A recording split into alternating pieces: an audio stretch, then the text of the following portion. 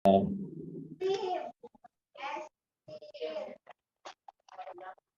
semua ya. Alhamdulillah sehat, Pak. Coba saya share screen di sini. Aduh, masih host disable participant screen sharing nih. Tolong kasih saya bisa share screen ya. Oke. Nah, kalau saya jalanin YouTube, kalian bisa dengar nggak ya suaranya?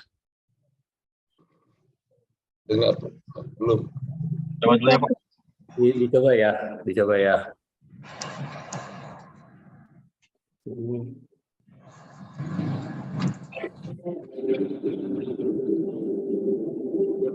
Dengaran top Prof. Dengaran, Pak. Prof. Dengaran nggak suaranya? Dengaran. Dengaran. Dengaran, Pak. Oke. Jadi ini adalah hajatan kita semua tanggal 15 Agustus ya. Semoga semuanya happy, bersukacita dan semangat untuk ikuti ini ya. Mungkin juga ajak teman-temannya untuk ikuti ini juga ya. Mengikutinya melalui Zoom bisa, melalui hadir di tempat bisa.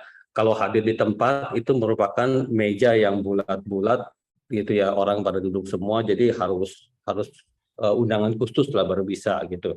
Dan itu diatur oleh Pak Rektor ya, Pak Rektor Universitas Raharja. Nah, kalian semua kelas MTI ini ikut ini ya, ikut hadir di Zoom meetingnya, oke? Bisa ya? Insya Allah, Prof. Prof. Bisa, Pak. Siap, Prof. Di lokasi. Iya, mantap. Kita di lokasi ya, Pak. Kata Pak Yono. Ya. Di situ kita akan saksikan bersama pengukuhan guru besar yang pertama di Banten, kata Pak Rektor sih, ya betul nggak Pak Yono ya, bahwa di Banten ini belum pernah satu-satunya, Prof. Ya, di Provinsi Banten ini baru satu-satunya berakhir. Mestinya plus ini teman-teman plus. Ya. Sebelumnya memang di Banten ada beberapa profesor, tapi itu semua hasil impor ya, hasil impor dari Jawa Barat gitu, dari DKI dan sebagainya. Nah, ini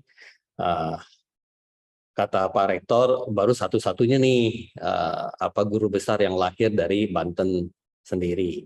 Dan untuk itu ya kita meriahkanlah ya dengan sebuah acara pengukuhan guru besar.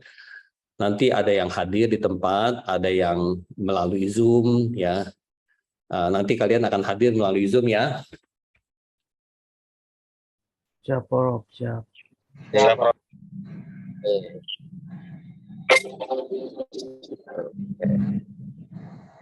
Lalu apalagi di sini yang saya ingin sampaikan.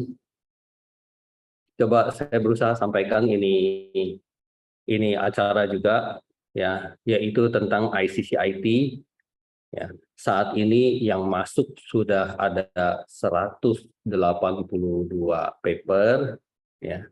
Nanti melalui seleksi akan ada yang bisa lanjut, ada yang akan kena reject ya. Kena decline gitu. Yang tentukan adalah program-program komitinya ya. Pada akhirnya kita akan berusaha dan berjuang kalau nanti bisa sukses diterima, nanti kita bisa ada hasil dari Scopus ya, hasil Scopus lah. Hasil Scopusnya seperti apa yang saya sudah sampaikan melalui ini juga ya, MTI sini sudah ada beberapa yang berhasil dapat Scopus kan. Coba saya lihat, saya ada sampaikan beberapa kabar di sini. Oke, di sini kan kalau kita klik papernya tampil di sini, ya. Kalau kita mau lihat itinya, mau lihat secara keseluruhannya gimana ya? Kalau kita ketik ecostek di sini kita nggak ada ecostek.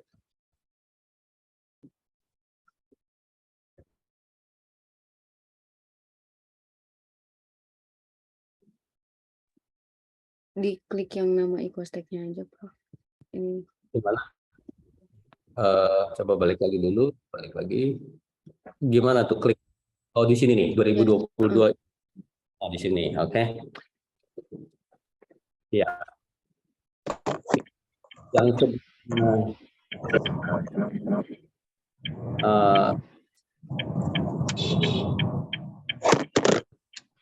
sorry, bocor. Oke, ini adalah yang sebelumnya bulan Februari kalian juga pada ikut, ya. Dan ini sudah publish di dalam IEEE Explore. Oke. Kita bisa lihat di sini, linknya juga saya bisa kasih, jadi saya klik sini, saya copy ya, terus oper ke MTI. Oke. Nah, di sini terdapat sekitar 50 paper yang telah berhasil publish melalui conference ecostek yang bulan Februari lalu. Oke. Kita bisa lihat di sini, semua paper-paper ada di sini. Ya.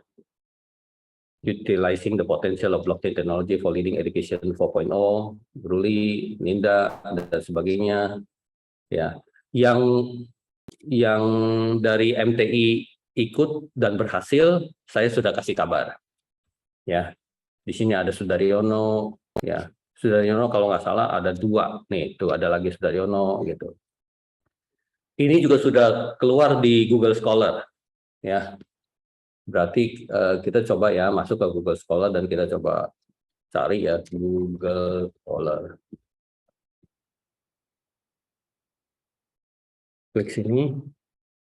Oke, terus kalau kita mencari ecostek bisa keluar nggak? Keluarnya yang orang lain punya. Jadi kita ini 2022 nih. Ini kan Science and Technology Future Resource Development. Jadi kalau kita ke sini, kita coba copy ya. Mana Sudaryono tadi? Sudaryono. Di sini ya. Kita coba copy. Terus kita masukin ke sini. Paste. Nah, dia sudah keluar. Oke, ya. Yang dibilang ada di IEEE-explore.IEEE.org. Oke, kalau kita klik di sini, nah dia akan kembali ke sini. Sudaryono, Adam Fatur Rahman, dan sebagainya. Oke, jadi selamat kepada teman-teman kita yang sudah bisa publish dan sudah ada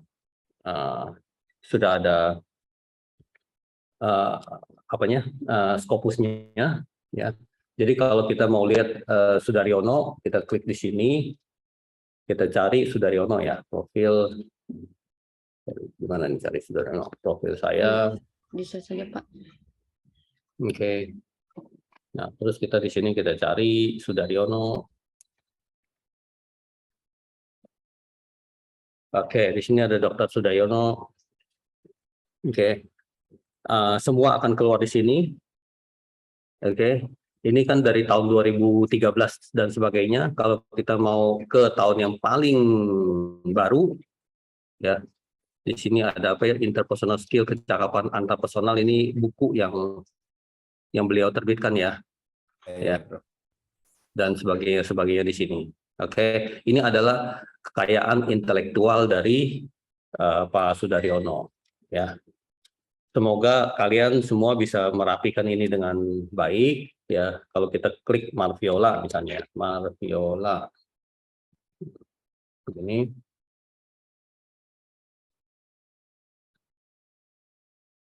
Oke, Marviola Hardini dari Universitas Harja. Nah, ini dia semua tulisan-tulisan dan kekayaan intelektual dari Marviola. Berarti masing-masing dari kalian harus ada nih seperti ini. Kalau kita ketik siapa gitu ya, itu harus ada di sini. Kalau saya ketik Tili gitu ya, itu mesti ada ya. Saya ketik Budi Raharjo gitu ya, Budi Raharja ya, itu mesti ada ya. Kalau belum ada, kita ya. Kalau saya ketik Suwardi gitu ya, itu mesti ada ya. Kok belum ada nih, kita perjuangkan ya bersama dosen, bersama teman-teman ya, mengikuti beberapa ajang-ajang yang bagus gitu ya. Misalnya ICOSTEC yang telah lalu bulan Februari atau ICCIT yang akan datang di bulan November ini, atau jurnal-jurnal yang dikelola oleh Alphabet Incubator atau yang dikelola oleh Universitas Raharja ya, dan mungkin dikelola oleh orang lain, tapi kita lakukan kerjasama yang baik dengan dosen dan juga dengan para teman-teman ya, sehingga ini akan kian terkumpul menjelang ya atau menyongsong kalian nanti sidang komprehensif skripsi, bukan skripsi, tesis ya, sidang proposal dulu, terus sidang komprehensif dan sebagainya. Kalian akan sidang proposal kurang lebih kapan, Pak Yono? Kapan kira-kira? Ini di Agustus nih ada kayaknya, atau September awal kayaknya. September awal ada ya, tapi dari rombongan ini nggak ada yang ikut kali ya? Belum kan ini baru semester 3 terakhir ini. Nanti tanggal 20 UAS. Oke. Kalau Pak Yono sendiri kapan kira-kira akan proposal? Kira-kira paling September kalau udah selesai kan paling bulan November ya. November. Wah. Udah selesai Maret. Wah, cepet banget dong ya. Kalau misalnya bisa tahun ini sidang proposal atau tahun depan bulan Maret, itu juga udah cepet banget ya. Semoga diperjuangkan. Jadi kalau kita ketemu setiap harinya di kampus, kita udah boleh mulai ngobrol-ngobrolin ya tentang kalau NIM-nya 21 kan 23 sudah boleh meluluskan. Udah ya udah hampir 2 tahun kan, setahun setengah kan paling cepat. Ya, dan itu harus bisa kita perjuangkan Pak Yono. Apalagi kamu sebenarnya S3 pun udah selesai, tapi ngambil lagi S2 gitu ya. Ya insya Allah, Bro. Harus bisa diskusi dengan saya. Berarti kita udah curi start dulu untuk melakukan planning terhadap penyusunan tesis kamu. Ya. Saya akan sedikit jelasin apa yang nanti kita akan mengangkat sebagai topik untuk kita punya tesis ya. Ya. Nah, sementara kan kalau kita lihat di sini lagi, kalau kita klik ICCIT gitu ya, klik ICCIT. Nah, ini kan yang kita akan selenggarakan di bulan November, ya. Tolong teman-teman semua, yuk kita semangat banget gitu, mesti banget untuk mensukseskan ini, ya. Di mana partisipasi kalian terhadap acara ini boleh bilang full banget lah, full 100%. Kenapa? Karena ini hajatan kita juga, kayak seperti yang tanggal 15 Agustus katanya ada acara pengukuhan guru besar. Kan kalian dari Universitas Sahaja juga, ya. Jadi itu hajatan kita mesti semangat, bukannya bilang itu mah cuma UR gitu. Jangan sampai kayak gitu, kita mesti semangat.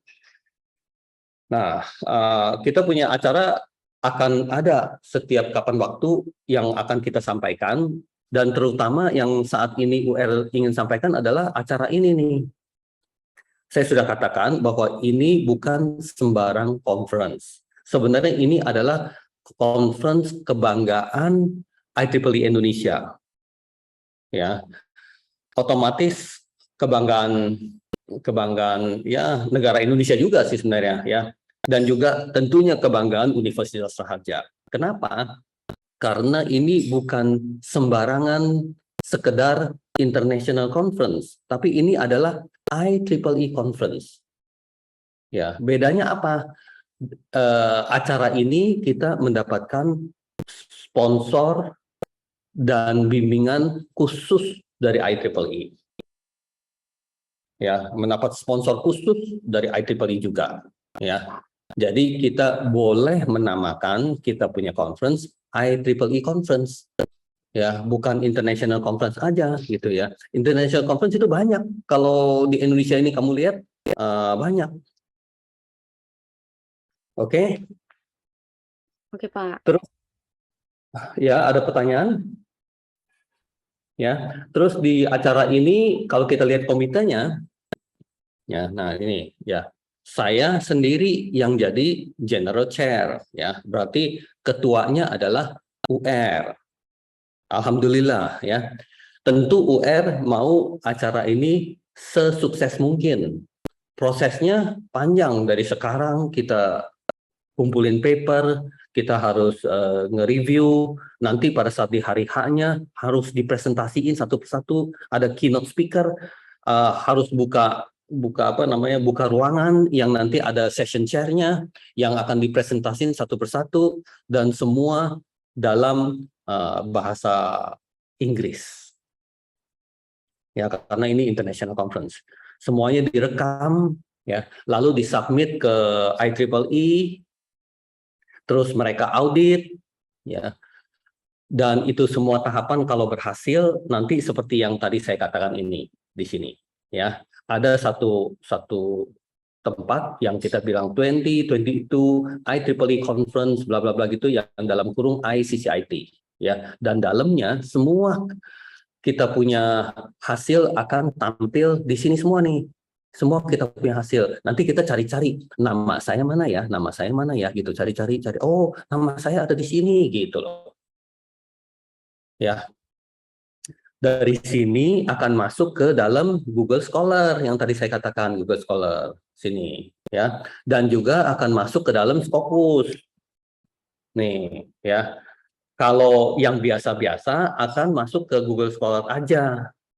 Kadang-kadang yang lebih lemah ya masuk Google Scholar juga enggak. Ya. Jadi mereka nawar-nawarin yuk masuk ke tempat kita gitu ya. Tapi malah di Google Scholar juga enggak muncul gitu. Itu berarti kita rugi banget gitu. Kita cuma capek doang. Atau katanya ada apa namanya? Ada national conference lah gitu ya, dari Korisindo gitu ya. Itu mohon maaf ya Pak Sudaryono ya, berkali-kali nggak keluar di Google Scholar. Jadi saya karena bukan saya yang urus, nanti saya cuap-cuap terlalu banyak, nanti saya nggak disukai sama orang ya. Termasuk yang di Raharja punya, yang tahun lalu tuh, yang Korisindo di Raharja punya, itu juga nggak keluar di Google Scholar. Jadi itu rugi banget lah, ya. Jadi yang paling pertama, kalau kalian capek-capek menulis dan publish di dalam suatu tempat, paling penting ke satu, ya, apakah akan masuk ke Google Scholar atau tidak. Google Cendekiawan ya sama ya. Terus yang kedua, kita punya pertanyaan ya, apakah Sinta atau tidak? Sinta berapa, dan sebagainya. Yang ketiga, ya, apakah masuk Scopus atau enggak? Ya. Nah, setelah kita udah tahu, pasti baru kita berjuang masuk ke dalam situ. Ya. Jadi jangan jangan sembarangan dapat ajakan di mana-mana gitu ya. Udah langsung ikut aja, nanti ruginya besar. Ya, capeknya minta ampun, terus kadang-kadang ada kena biaya, ya, tapi nggak bisa masuk kemana-mana. Oke, ya. Nah nanti kalau masuk ke sini, ya, misalnya kita cari Sudaryono lagi ya, Sudaryono, karena ini jagoan kita nih ya, Sudaryono. Jagoan. Ya. Nah ini Sudaryono Agung bukan, nah ini Sudaryono ini nih, yang Universitas Raharja. Gitu ya. Oke, ada Sudaryono juga. Ya, beliau ada 7. Oke, kita klik di sini. Nah, ini merupakan kekayaan intelektual yang diakui dunia gitu loh. Kalau Sinta-Sinta kan masih diakui negara gitu ya. Kalau ini yang diakui dunia. Berarti kalau kamu benar-benar bagus ya, nanti kamu ada suatu kerjaan atau kerjasama atau partner atau kamu kerja sebagai dosen di luar negeri, yang dilihat adalah ininya. Oke. Di sini tuh Journal of Physics Conference, kalau ada Rahaja U berarti kerjasama dengan UR tuh ya, kerjasama dengan UR gitu ya. Oke, ini yang baru-baru berarti 2020. Ini Abbas Sudaryono gitu 2020 ya. Ini gitu ya. Tuh ini tuh, wah udah kebanyakan sama UR sih. Ya banyak kan kerjasama sama UR kan, ya. Berarti ini akan muncul di tempatnya Scopusnya Pak Sudaryono, juga akan muncul di Scopusnya UR gitu. Makasih, Ya. Prof. Yang kamu jalanin dengan ini, dengan apa? Dengan Unbaja, yang mana ya? Ini ya. Ya, kan? Ini juga nih enggak? Iya. Ya. Mungkin ini ya. Yang jalanin dengan Unbaja. Jadi kamu pada saat di Unbaja, yang mana yang kamu dapetin? Ya, mungkin ini kali ini. Ya. Iya, kayaknya itu, Prof. Ya, cuma satu ya? Iya, Ya. Satu ya. Nah, yang lain udah sama kita. Nih, ada Rahaja Yu semua nih. Oke. Ya, yang lain udah semua sama kita. Nah, di sini ada H-index nih. Tuh, H-indexnya kan keren kan? H-indexnya 5. Ini keren ya. Nanti pada saat lagi mau ajuin hibah dan sebagainya, nanti yang namanya Pak Sudaryono bisa dapat melulu juga. Gara-gara ini juga nih. Ya, di antara kalian semua banyak yang dosen juga sih di antara kalian ya. Ada yang ingin jadi dosen juga sih. Kumpulinnya apa? Jujur ya, kumpulinnya ini. Ya, emang kumpulinnya bimbingan mahasiswa. Emang kumpulinnya ngajar gitu ya. Emang kumpulinnya apa? Ya, yang paling ngetop adalah kumpulin ini, bro ya. Jadi tolong bisa dimengerti supaya jangan sampai kalian jadi pendidik tapi sudah 10 tahun masih kurang ngerti tentang beginian. Baru suatu hari sadar gitu, baru mulai mau berjuang ke sini. Jangan sampai kayak gitu. Ya. Lalu kalau mau naik jabatan fungsional gimana? Asisten ahli, lektor kepala, dan guru besar gitu ya. Kumpulinnya apa? Kumpulnya ini. Oke. Dan ini kan naik terus nih ya. Jadi 44 tuh ya. Itu jujur ya Pak Yono ya, karena sama UR. Nih. Ya, siap, Prof. Makasih. Ya. Kalau yang nggak sama UR, ya kalau yang nggak sama UR, sorry aja ya. Sorry aja ya. No. Karena itu semua ilmu Pak Yono, bukannya UR terkenal, bukan ya, tapi UR teguh. Siap belajar. Itu semua ilmu ya. Kalau enggak seberapa banyak pun dijalanin nol aja terus. Mau lihat Pak Henry punya sama Pak Henry banyak yang sama UR juga. Coba tunggu ya Henry ya.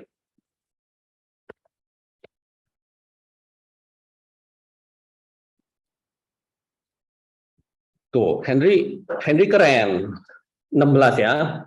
Tapi dia punya H-index cuma 4. Kamu punya kan tadi 5. Iya kan?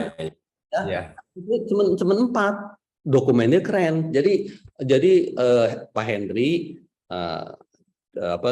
secret curi-curi gitu ya, udah berjuang sendiri gitu loh ya, tanpa kerjasamanya dengan UR. Dia berjuang sendiri lah. Dan dia juga mungkin keluar uang yang besar lah gitu untuk masuk, karena nggak murah gitu masuk ke dalam.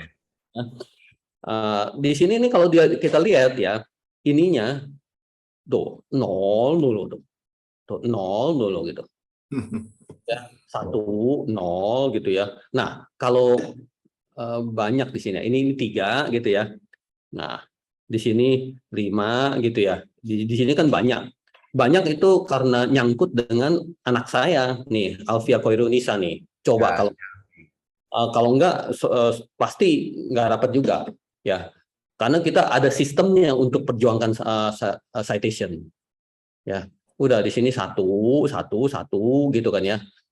Yang benar-benar paling banyak itu karena ada nyangkut dengan tim dari UR ya. Ini Alfi Koirunisa itu tim dari UR itu angkatan MTI 12 atau 13. Yang kemarin wisuda itu. Yang kemarin 12 Pak. 12. Angkatan 12 gitu ya. Kalau kita lihat Malviola lagi ya, Hardini ya, kalau Hardini udah cuma satu lah di dunia lah ya, masa ada lagi sih. Hardini high indexnya 4, dokumennya 11. Ini juga sebenarnya kurang tinggi ya, high indexnya 4. Kalah sama Pak Yono nih. Oke. Alright, jadi sekarang saya lanjut lagi ya. Untuk ini please ya, semuanya berjuang. Ayo mati-matian begitu loh. Untuk kita suksesin ini ICCIT ya. Ya, terus mau partisipasi. Jadi nanti kan di dalam satu paper ada banyak penulis tuh ya, banyak penulis gitu ya. Kalau kita bilang udah kamu aja gitu ya. Kalau kamu rajin, kamu akan bilang sini aku aja gitu. Ya, saya ingin kalian rajin. Walaupun katanya nanti harus bahasa Inggris gitu. Udah yang rajin gitu loh. Oke, ya. Kebetulan General Chair kan Untung Raharja kan, ya.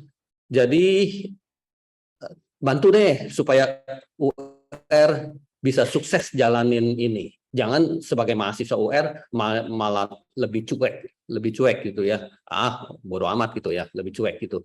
Jangan ya. Jadi lebih rajin untuk bantu ke arah sini.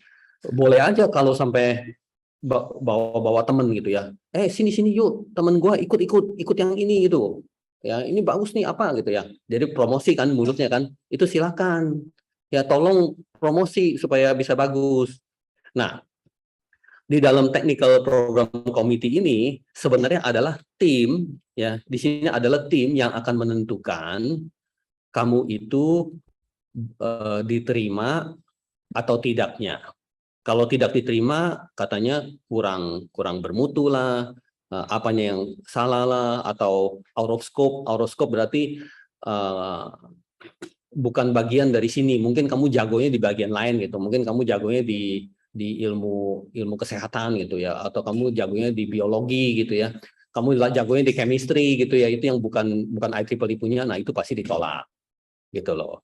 Ya biasanya yang IEEE punya menginginkan hal-hal yang sangat sangkut paut dengan teknologi. Ya. Jadi segala hal di dunia ini kita berusaha kaitkan dengan teknologi. Ya. Berarti kalau kita lagi mau masuk tentang olahraga nih, ya kalau olahraga murni pasti nggak bakal bisa masuk ke dalam sini. Tapi kamu olahraga yang dibikin apps-nya, ya, dan sebagainya, sehingga kegiatan-kegiatan olahraga itu jadi bagus gitu ya, itu bisa masuk ke dalam sini. Dan kalau itu merupakan pusing, aduh Pak pusing gini gitu ya, kita ada timnya yang bisa ngebantu kalian agar itu bisa lancar.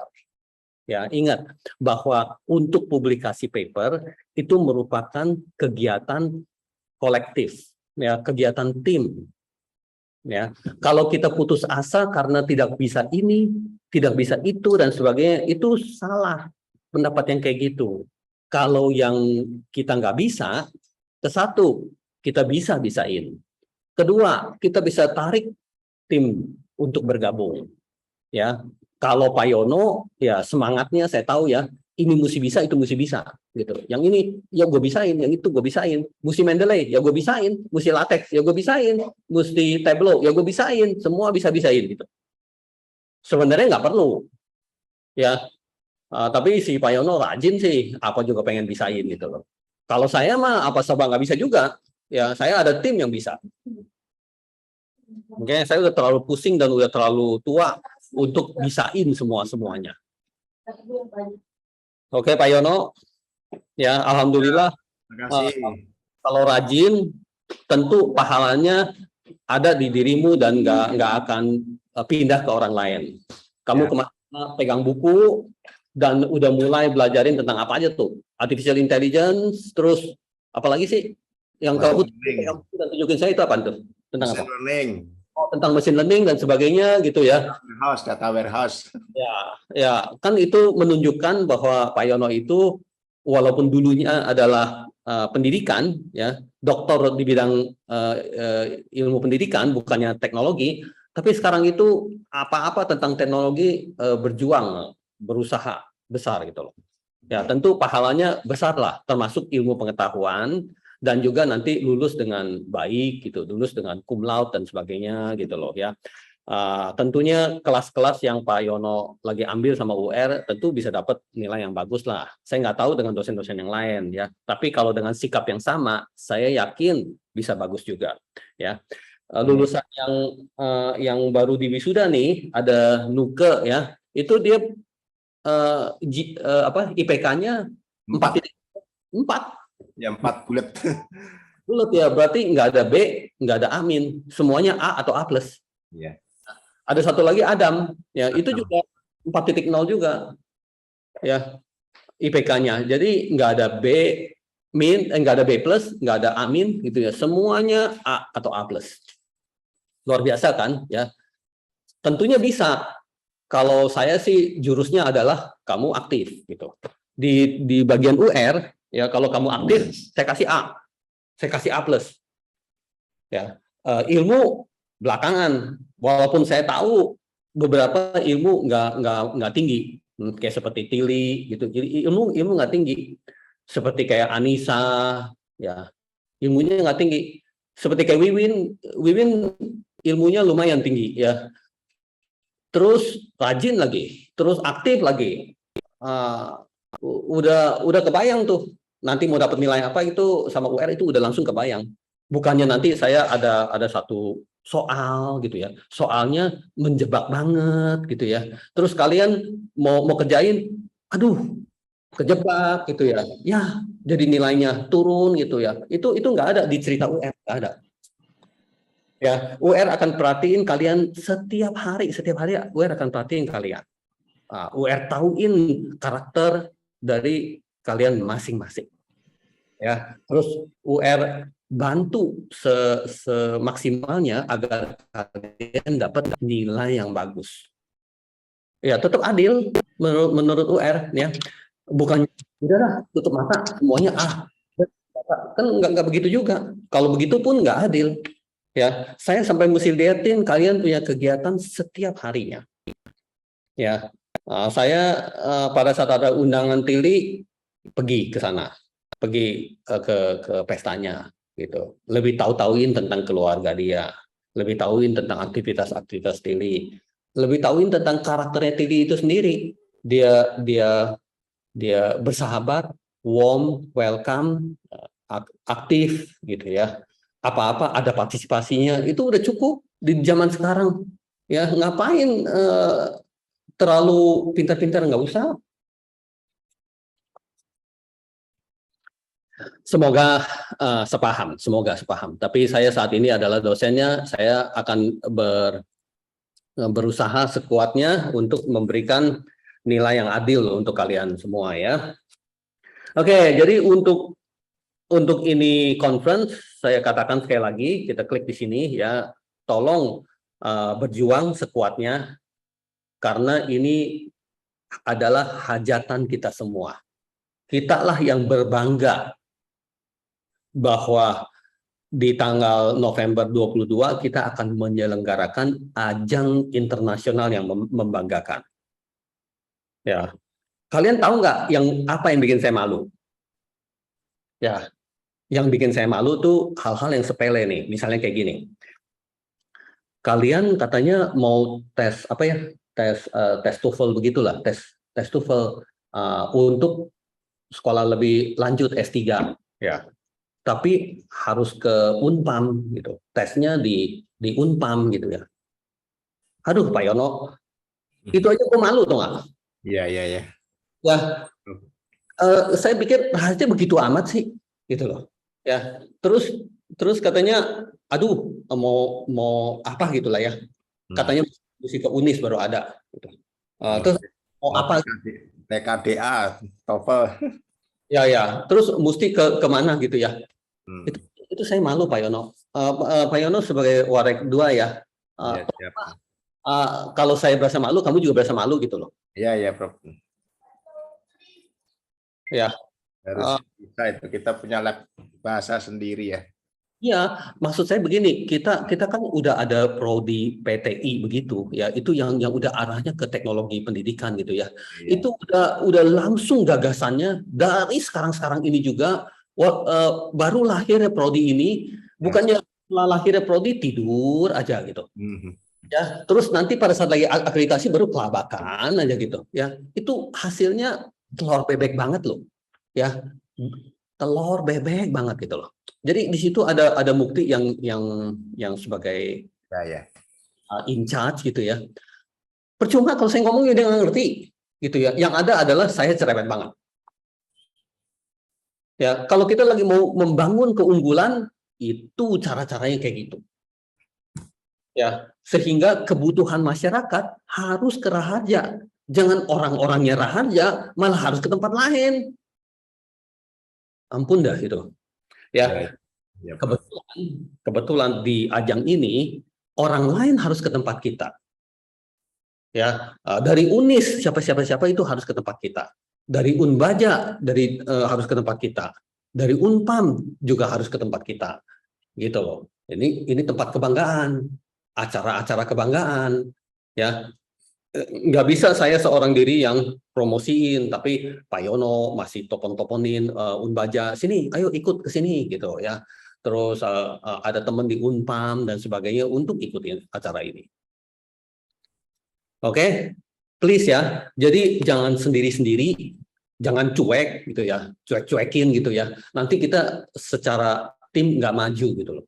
Ya, Raharja bagaimana bisa maju? Raharja maju karena mahasiswanya. Itu yang paling utama. Jangan mahasiswanya sebel bahwa Raharjanya payah. Raharja mah payah gitu. Loh, Raharja kalau mau hebat itu yang utama adalah mahasiswanya. Baru yang kedua adalah dosennya. Baru yang ketiga adalah pengurusnya. Jangan terbalik. Ya, Raharja harus melalui pengurusnya baru hebat. Itu salah. Raharja itu mahasiswanya yang hebat-hebat. Ya, UR kenapa hebat? Karena UR punya mahasiswa hebat-hebat. Itu jujur tuh 100% tuh Pak Yono. Ya, UR sih nggak ada apa-apanya ya, tapi mahasiswanya hebat banget. Iya. Menggerakkannya itu yang perlu ilmu khusus. Iya. Oke guys, coba saya lanjut lagi di sini sharing-sharing ya. Nah, oke, kembali ke sini. Nah, ini sudah saya omongin ya. Alhamdulillah ada 182 paper yang udah masuk ya. Sebentar lagi kita akan close, kurang lebih sekitar 200 paper aja kita udah close. Dan kurang lebih kita akan memperjuangkan sepertiganya untuk bisa lolos ke dalam ICCIT dan Scopus. Ya, sepertiganya kurang lebih sekitar 50 ke 60 ya. 50 ke 60 paper yang bagus-bagus kita masukin ke IEEE Explore yang tadi dan nantinya masuk ke Scopus. Ya, kalau memangnya teman-teman kita belum beruntung di sini, berarti akan ada lagi tahun depan. Ya, akan ada lagi hal-hal yang seperti ini di tempat lain pun yang ada, yang UR urus pun ada. UR tiap tahun urus sekitar 6 international conference. Ya, kalau ICCIT UR yang urus dan juga Raharja punya. Ya, yang lain-lain itu kerjasama dengan teman. Ya, dari situ keuntungannya apa? UR ada power untuk bisa masuk ke dalam situ. UR sendiri bisa masuk, teman-teman UR juga bisa masuk. Ya, semoga paham ya. Nah, kalau saya ke sini, ini lagi ngomongin tentang world class professor. Ya, pendanaan sebesar 250 juta telah UR raih. Ya, udah UR dapetin lagi. Oke. Ini yang kedua kalinya. Berarti tahun 2021 UR juga dapat. Tahun 2022 alhamdulillah UR dapat lagi. Ya.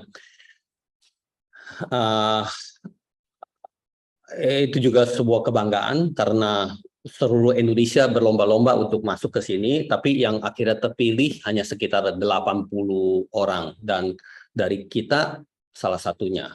Ya, dari Banten juga nggak ada yang bisa dapat, kecuali kita juga. Oke.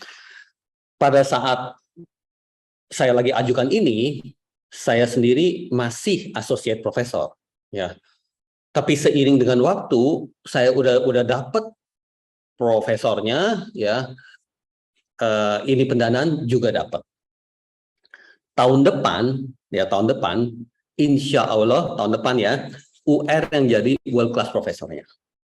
Jadi nanti ada orang di seluruh tanah air yang akan mengajukan sebuah proposal untuk mengundang UR sebagai world class profesor dan dia sebagai penanggung jawabnya. Paham nggak gitu? Ya. Paham, Pak. Ya. Widih, amin. Amin. Semoga terwujudkan, amin. Berkah buat semua. Amin.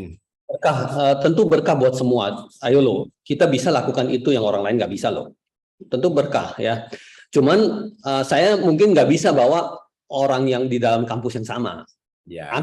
Ya, kalau saya bawa orang yang kampus yang sama, mungkin orang-orang yang jauh banget yang akan mengajukan, misalnya dari Papua, misalnya dari Sulawesi yang akan ajukan UR sebagai world class profesornya. Karena UR udah memenuhi syarat semuanya. Ya, H-indeksnya, ya, papernya, gelarnya dan sebagainya itu semua memenuhi syarat. Oke. Ini tentang smart tourism. Ya, tentang smart tourism. Nation creative economy, tapi menggunakan artificial intelligence. Oke. Ya. Kenapa saya omongin tentang ini? Ya, saya lagi katakan bahwa ini bisa merupakan kalian punya judul tesis. Ya. Judul tesis kalian bisa ini, dan pada saat kalian lagi sampaikan, ya, kalian bisa sampaikan begini, bahwa saya punya tesis mendapatkan pendanaan dari Mendikbudristek, ya, sebesar segini, dan saya adalah bagian dari hibah ini. Di dalam sini kontribusi saya adalah titik dan sebagainya. Nah, itu baru keren Pak Yono. Ya, itu baru keren teman-teman. Bukannya kita itu S2 udah apa ya? Judulnya apa ya? Oh ini, ya udah ini aja deh. Terus bla bla bla bla bla bla, udah pengen lulus. Kan emang kamu mau kayak gitu loh. Ya. Jadi kita mesti bisa sampaikan di dalam sebuah sidang, ya, yang direkam loh. Ya, sidang itu direkam loh. Dan juga di dalam tulisan loh, ya, kita ingin menjelaskan bahwa kita punya penelitian itu mendapatkan pendanaan hibah. Mau menjelaskan itu. Setelah bisa begitu, baru mahasiswanya unggul. Dan kampusnya unggul. Kalau enggak, kalau kita lagi mau bilang kampus ini unggul, itu omong kosong. Jujur deh, omong kosong itu semua. Oke, jadi saya lanjut lagi, karena di tahun 2022 ini, kita mendapatkan 7 pendanaan. Dan saya baru buka salah satunya. Ya, saya bukannya mundur ya, jadi saya buka baru salah satunya. Kalau kalian sering keterlibatan dengan kita, itu tahu tuh, pada saat kita lagi sibuk-sibuk untuk jalannya itu semua, tahu tuh kapan tuh. Ya, salah satunya karena kerjasama dengan BMKG juga, kemitraan dengan BMKG juga, dan itu mendapatkan hibahnya. Saya lanjut ya. Nah, di sini ini ketua penelitinya, ya. Berarti kalau kalian dalam sebuah tesis menyatakan saya punya judul ini dan mendapatkan hibah, ya, itu tidak selalu kamu itu harus sebagai ketua peneliti.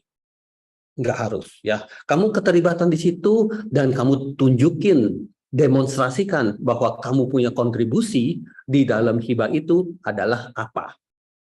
Kamu jelaskan bahwa hibah itu mendapatkan pendanaan segini. Gitu, ya. Ini juga total pendanaan 141 sebenarnya salah tulis begini nih, ya. Harusnya total pendanaan 280 juta. Karena ini adalah hibah yang berlangsung selama 2 tahun. Ya, terlalu kecil kalau kita tulis begini, ya. Mestinya total pendanaan 280 juta. Betul nggak kayak gitu? Atau emang bagi dua deh, 70. Ya, ini kurang ini, ya. Semestinya kita bisa dapetin pendanaan 2 kali lipat dari ini. Karena ini hibah yang 2 tahun, ya. Nah, kita lihat judulnya apa? Oh, judulnya penerapan blockchain dalam visualisasi formula Bitcoin guna mendukung media pembelajaran 4.0. Ya, orang-orangnya ada siapa-siapa aja di sini. Ada Fitra, ya, ada Mila, ada Sabda, ada Tanisha, dan sebagainya. Ya, kok nama saya nggak ada di sini? Nggak usah khawatir. Kalau kamu memang ingin judul ini, ya, kalau kamu dengan judul ini berarti kita akan masuk dan kelola ini hibah bersama. Ya, bukankah bagus kita berjuangin sama-sama dan kita sesuai dengan pendanaan sebenarnya kita juga akan dapat uang pendanaan lah. Hasil dari kontribusi kita itu. Oke. Jadi ini saya tunjukin hibah apa yang namanya? Kalau saya tahu hibah PDUPT. Bitcoin, Pak. Ya. PDUPT, saya tahunya hibah PDUPT. Dan hibah PDUPT yang kita dapatkan ada 3 ya. Ini satu yang telah saya tunjukin ya. Ketua penelitinya ini nih ya, 2 nih ya, Henry dan Mamo ya. Nah, terus ada hibah ini nih yang autentikasi dokumen berbasis blockchain dApps ya, dApps di decentralized application ya, guna meningkatkan keamanan digital ekonomi ya. Lihat tuh, yang kita tulis tentang blockchain itu banyak lolos. Kenapa? Pada saat direview, dilihatin kalau ini orang bilang blockchain, bener nggak sih ini orang memang banyak penelitian tentang blockchain? Itu akan dilihatin, dan dilihatin yang paling gampang itu ke arah Sinta dan juga ke arah Scopus. Ya, tentu dari sana orang nggak bisa ujuk-ujuk bikin terus dapat pasti. Ya, dia harus bisa membangun keilmuan penelitiannya juga yang bisa dibuktikan. Ya, dan ini ketua penelitinya adalah Mamoy dengan Hub, ya, dan yang lain-lain di sini. Ya, kalau kalian tertarik, di antara kalian ya yang tertarik, Pak, saya mau judul tesis saya tentang ini, misalnya gitu. Ya, tentang ini gitu. Nggak usah mirip persis ini, nggak usah, tapi tentang ini gitu ya. Itu bisa. Saya bisa bilang, yuk kita lakukan gitu. Ya, dan ini juga lama penelitiannya 2 tahun. Ya, ini baru total pendanaan di tahun pertama. Oke. Dan di sini ada sistem monitoring kualitas udara berbasis artificial intelligence. Nah, tentang ini tentunya teman-teman lebih tahu. Ya, karena kita mitranya untuk penelitian ini adalah dengan BMKG. Ya. Orang ada banyak di kelas ini, ya, terutama Pak Suwardi. Jadi pada saat kemitraan itu berjalan, ya, Pak Suwardi ikut tanda tangan sebagai mitra. Siap, Prof. Ya, di kita jelasin, ya, kenapa kita ingin jalanin penelitian tentang ini dan kenapa kita pandai menjalankan penelitian ini. Berdasarkan background saya penelitian, Berdasarkan kemitraan dengan BMKG, mereka yakin ya kita bisa menjalankan ini dengan baik. Ya, sebenarnya yang berjuang keras untuk supaya ini proposal rapi dan bagus adalah Mafiola ini. Dan yang diajukan sebagai ketua peneliti adalah UR lah yang menjadi ketua penelitiannya. Dan ini penelitian akan berlangsung selama 2 tahun ya. Tahun pertama dapat pendanaan 200. Kita albumin. Oke, ada yang bocor dari Nur Setiadi. Oke, ya jadi kita nanti tahun pertama kita laporkan ya, sehingga nanti kita bisa lanjut untuk tahun kedua. Oke. Berarti untuk kalian punya judul, kan berarti kalian pada saat semester pertama juga agak bingung-bingung. Aduh, gue punya judul apa ya? Masih bingung-bingung terus gitu loh ya. Nah, saya lagi kasih beberapa tawaran gitu loh ya. Tawaran yang menarik. Ya, bukannya tiba-tiba dari sono sini keluar punya gitu ya. Tapi kita sudah ada kekuatannya karena kita ada hibahnya.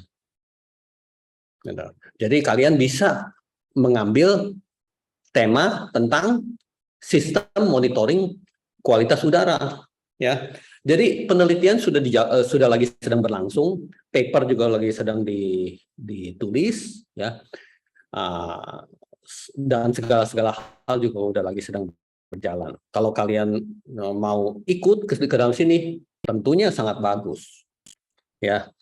Nah, lalu bagaimana dengan kamu-kamu itu yang ternyata di tempat kerja udah menekuni tentang sesuatu, udah menggeluti tentang sesuatu dan mau jalanin itu sebagai tesis. Menurut saya tentunya bagus. Ya, kalau kamu bisa kerjasama dengan dosen-dosen tertentu, tentunya juga bisa mengajukan hibah sampai dapat. Ya, kalau nggak kan capek sendiri juga. Capek sendiri artinya begini, pada saat kamu lagi mau jalanin sesuatu yang di dalam perusahaan kamu, bos kamu belum tentu happy, belum tentu pengen dukung juga. Kalau kamu bilang, saya lagi meneliti ini nih, bagus untuk perusahaan ini nih, perusahaan kita nih, ya tolong dong pendanaan segini, mana dia ladenin pasti. Ya, tentu biasanya kurang dapat dukungan. Jarang ada bos yang Oke, gua dukung karena ini memang bagus untuk perusahaan kita gitu. Itu jarang sekali. Ya. Nah, caranya karena kita di sini adalah lembaga pendidikan, ya, kerjasama dengan dosen-dosen yang bisa, yang pandai gitu ya. Ajukan hibahnya untuk itu. Dan kalau kamu dapat hibahnya, tentu kamu merupakan mahasiswa yang istimewa. Jujur ya, istimewa. Istimewa artinya apa? UNIS pasti kalah. Ya. Unpam pasti kalah. Kalah karena apa? Karena mahasiswanya istimewa. Bukan karena dosennya hebat, bukan. Karena mahasiswanya istimewa. Lalu yang diajukan bisa hibah apa aja? Bisa hibah PTM. PTM itu apa ya? Pokoknya tesis magister lah. T-nya tesis, M-nya magister, P-nya proposal tesis magister gitu. Bisa ya, itu nggak gede, sekitar 40 juta gitu ya. Tapi kamu bisa bilang bahwa saya ingin mengajukan hibah. Saya punya topik itu menarik banget nih, kayak gini ya. Dan saya lagi sedang menyelesaikan tesis sekaligus magister saya. Tolong dong dukung, saya punya penelitian yang sangat bagus ini gitu ya. Nah, kalau kamu lolos, kamu dapat. Dan kalau kamu dapat, kamu kebanggaan kampus. Hebat banget kamu, ya, kebanggaan keluarga kamu juga di sono, ya. Gimana cara dapetinnya ini semua? Ya kerjasama dengan dosennya, gitu loh kira-kira, ya. Tapi kalau UR menceritakan ini semua, bukan ucuk-ucuk menceritakan, berarti tanpa hasil gitu ya. Kita udah lagi dapat hasil yang banyak gitu, dapat hasil yang berlimpah gitu. Apa salahnya kalau kita ajak lebih banyak orang untuk berusaha karena kita ada pengalaman dan juga menikmati hasil ini. Oke, saya lanjut lagi ke belakang lagi adalah ini. Nah, Kalau yang tadi masih PDUPT ada 3 ya PDUPT ya. Sebelumnya WCP kan, WCP, terus PDUPT ya. Kalau ini ke Daereka, wah, kalau ke Daereka angkanya gede-gede ya, miliar-miliaran ya, 1.669.000.000 gitu dan sebagainya. Oke, ini tentang apa ya? Ini tentang platform renewable energy dalam mewujudkan talenta guna keberlanjutan green economy. Saya udah tampil di sini, berarti kita sudah lolos semuanya. Ya, pertama kamu masukin proposal. Kedua, kamu diseleksi, akhirnya kamu katanya dikirim sebuah kabar bahwa kamu punya proposal lolos. Katanya. Lolos untuk apa? Lolos untuk wawancara. Oke? Ya, terus kita juga telah lewatin wawancaranya.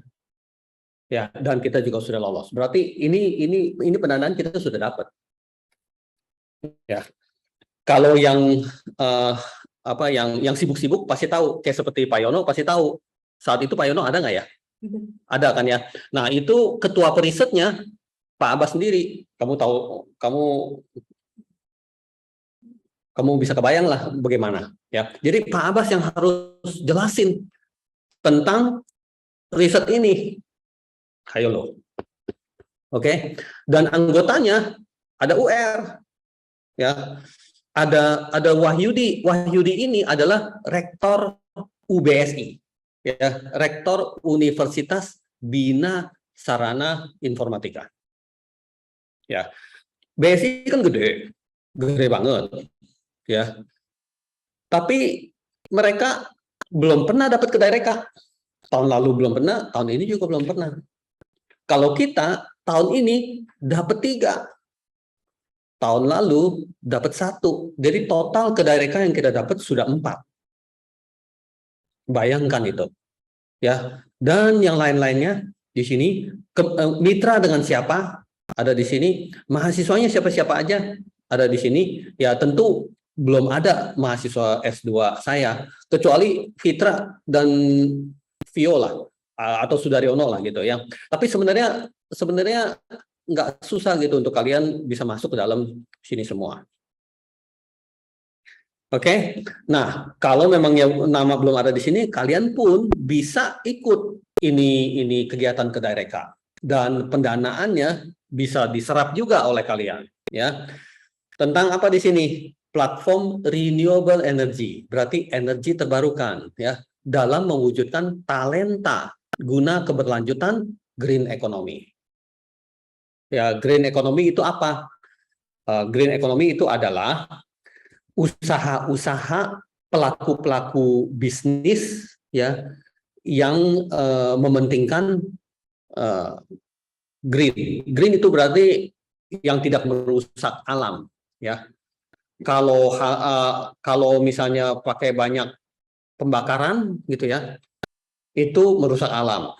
Tapi kalau banyak menggunakan tenaga surya lah dan sebagainya itu ya, yang energi terbarukan itu kita sebut green.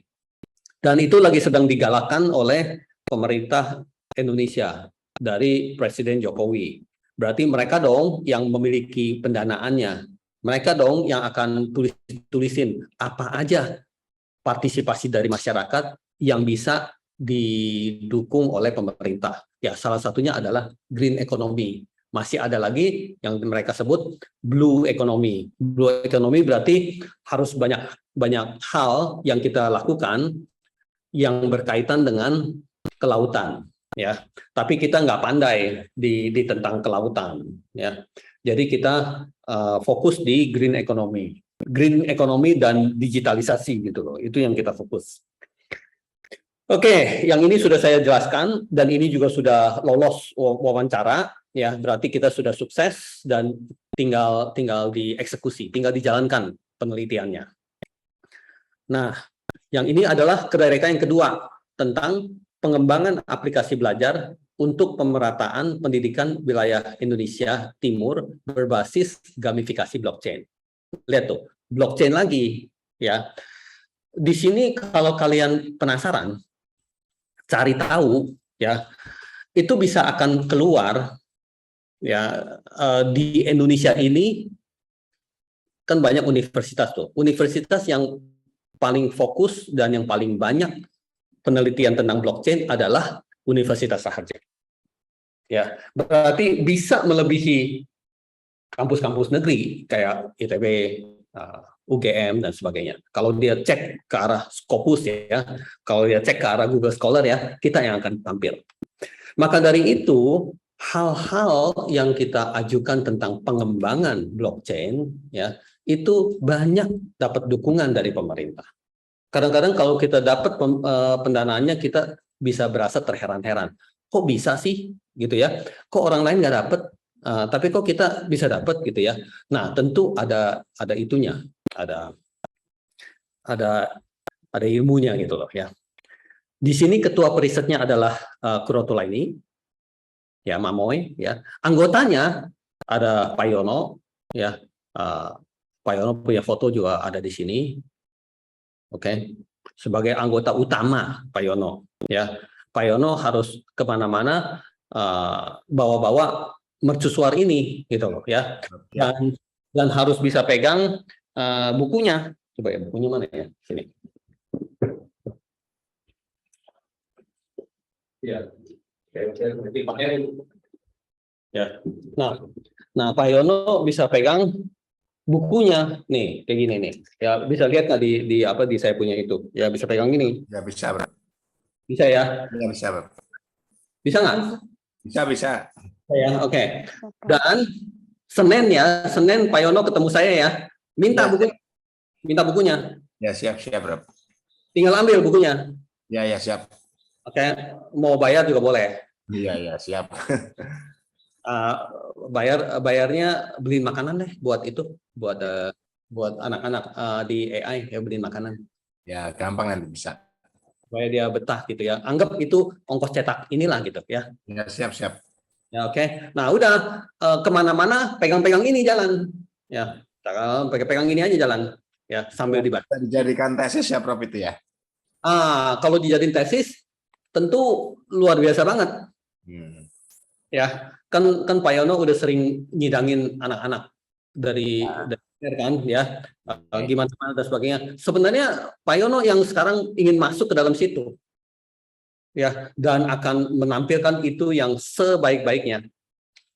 Oke, Pak Yono akan bilang bahwa riset yang saya bawa ya adalah tentang ini nih ya, gamifikasi blockchain, dan ini riset mendapat pendanaan ke Daireka sebesar 1 miliar ya, 27.213.820. Itu yang Pak Yono kemukakan dulu ya. Alhamdulillah, kebanggaan. Langsung yang namanya Universitas Sahaja ngeroket tuh. Dia punya apa nama besarnya. Bukan karena Universitas Sahaja dapat ke Daireka, tapi mahasiswanya hebat-hebat bisa dapat ke Daireka. Tolong itu. Ya, dan Pak Yono, terlepas dari Pak Yono itu adalah Warek 2 ya, tapi Pak Yono adalah mahasiswa di sekarang ini. Ya, yang jadi kebanggaan nggak bisa Warek 2-nya menjadi kebanggaan, tapi mahasiswanya yang menjadi kebanggaan. Dan dalam hal ini Pak Yono sebagai dual personality begitulah ya, yang dalam kapasitas sebagai mahasiswa bisa membawa ke Daireka. Ya, tolong Pak Yono, masih ada waktu 1 tahun begini, silakan dengan baik hal ini ya. Jangan sampai dapetin pun motivasinya rendah, akhirnya pelaksanaannya juga rendah. Jangan sampai kayak gitu. Oke. Ya. Terus yang partisipasi di sini masih ada Bob Subhan, itu dari Medan ya. Itu apa ya? Universitas Potensi Utama. Potensi Utama, UPU. UPU ya, UPU. Ya. Terus ada Siti Aisyah dari Dipanegara Makassar. Ya, Dipanegara Makassar. Ya. Terus ada Rosdiana dari saya lupa. Dari Manado ya, oke. Manado. Ujung Ya. timur tuh. Ya, dari Manado ya. Terus Giandari dosen kita, Mardiana itu kaprodi kita ya. Ada Ade Maharini Adiandari dari Ngurah Rai Ngurah Bali. Rai ya, dan ada Dari Linda Ngurah Rai itu kan. ya, dari Ngurah Rai. Ya, itu semua sahabat-sahabat kita di tanah air yang nanti ada acara-acara besar apa gitu ya, mereka partisipasi ikut gitu loh. Oke, tapi kalian juga bisa lihat bahwa kita lah dari Universitas Sahaja yang menggerakkan itu semua. Ya, mereka ikut, kita yang menggerakkan gitu. Ya, jadi itu sebenarnya kebanggaan kampus dan beberapa mahasiswa yang ikut serta di sini juga ya. Ini merupakan kedaereka yang kedua ya yang kita dapatkan tahun ini. Yang tadi saya sudah jelaskan, ini yang kedua. Yang ini 1 miliar kan ya. Terus yang ini. Nah, ini yang terakhir kedaereka ya. Kalau ini duitnya aja udah turun duitnya. Kalau yang itu masih lagi tungguin duitnya turun. Kalau ini duitnya udah turun ya. Judulnya adalah tentang transformasi perpaduan kearifan lokal 1000 multi talenta startup digital Indonesia. Ya, judulnya kayak gitu ya, startup digital Indonesia 1000 multi talenta. Oke. Mendapatkan hibah kedaereka sebesar 1.908.330.590. Oke, ini sebenarnya hibah yang paling besar juga yang kita dapatkan. Kan ada yang 1,9, ada yang 1,6, ada yang 1 gitu. Tapi di atas 1 miliar semua. Oke, di sini ketua perisetnya adalah Ninda, ya, ada Pak Abbas sebagai anggota, oke, dan ada Pak Sandi yang dari Pontianak, tuh itu mana?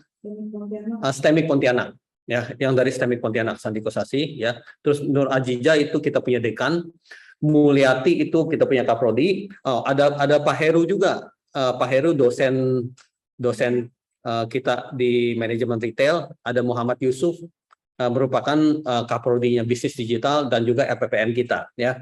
Nah, Pak Heru kemarin ketemu saya gitu ya, saya kasih ini 1 ya, saya kasih ini 1 karena dia dapat ke Daereka, oke.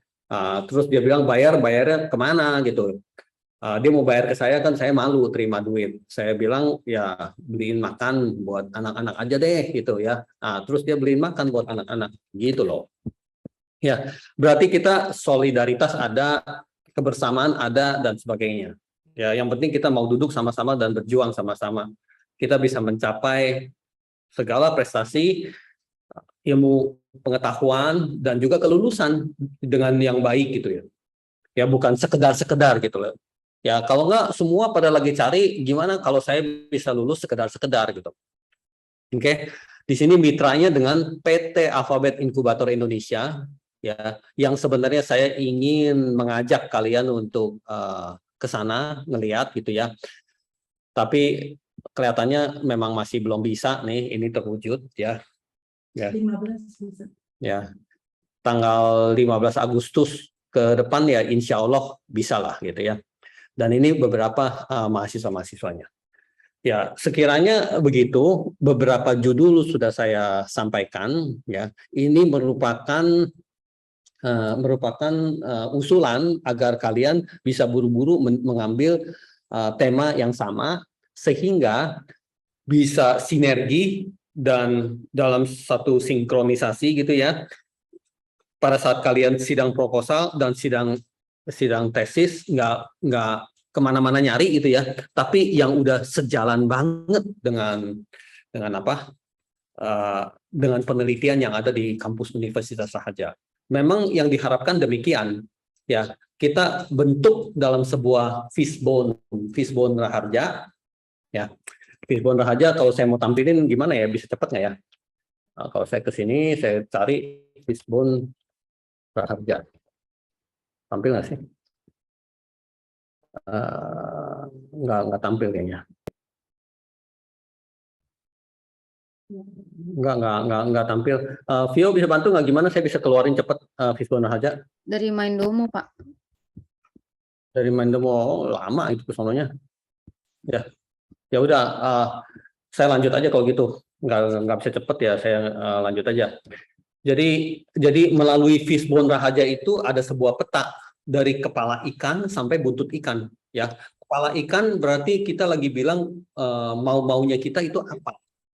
Ya, termasuk apakah itu sejalan dengan rencana pemerintah?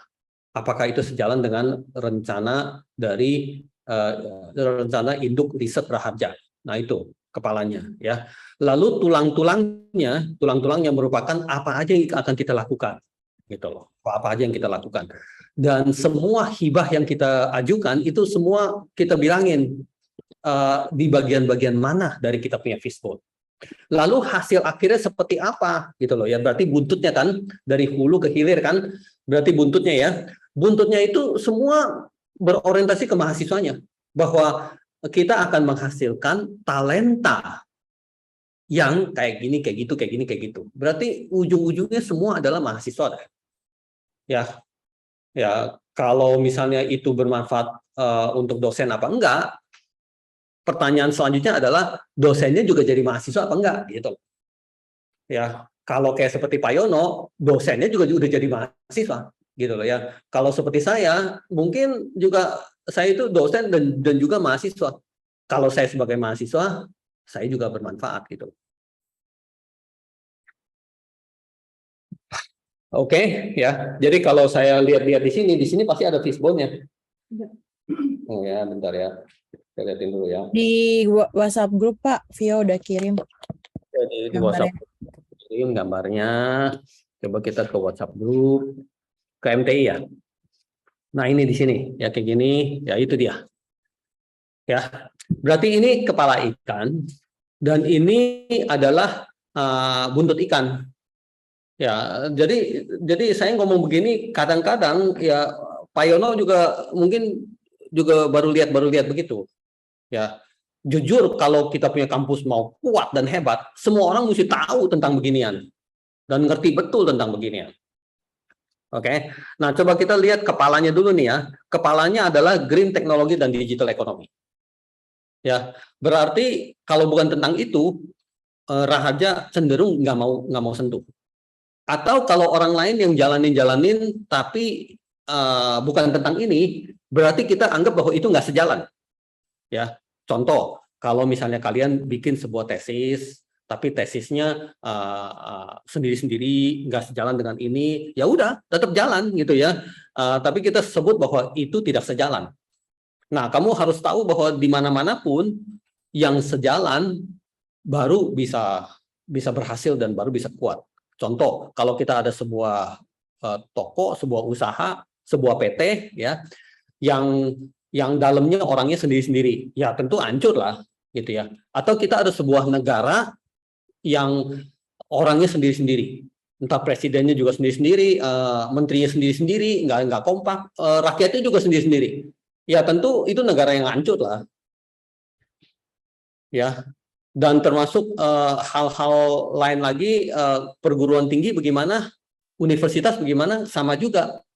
Universitas lagi menginginkan seluruh sivitasnya, pribadi Raharja ini semuanya kompak, gitu. Dan kekompakan itu ingin dipetakan di dalam satu gambar. Jadi artinya begini, kamu bisa bilang, Pak, saya sih mau kompak, tapi cara kompaknya gimana? Gitu. Itu kan susah dijawab juga. Gimana ya, kamu mau kompak ya, tapi gimana ya cara kompaknya? Nah, cara kompaknya masuk ke Fishbone Raharja ini. Ya, di sini dijelaskan bahwa kepalanya itu Green Technology dan Digital Economy. Buntutnya adalah multi talenta digital dan startup planner. Ya, berarti kayak seperti wirausaha, tapi wirausaha yang bernuansa ke arah startup. Ya, berarti yang tekun, yang sukses, berarti orientasi pikiran dia itu bukan cuma kuliah-kuliah aja, tapi membangun bisnis. Ya, seperti itu.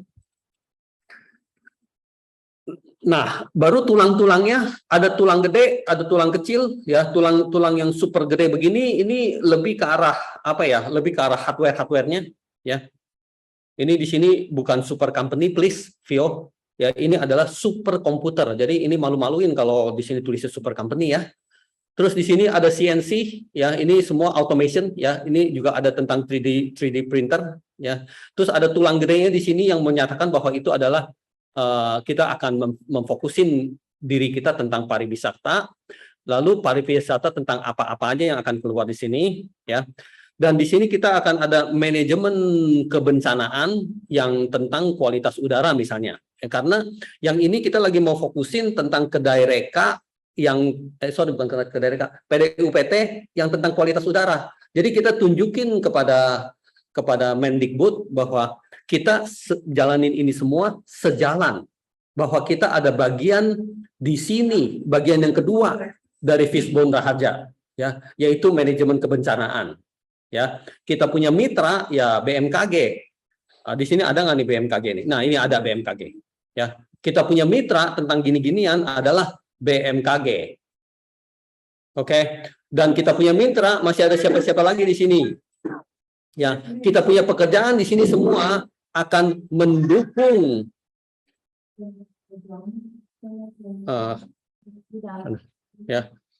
kita punya kegiatan di sini semua akan mendukung fakultas-fakultas kita.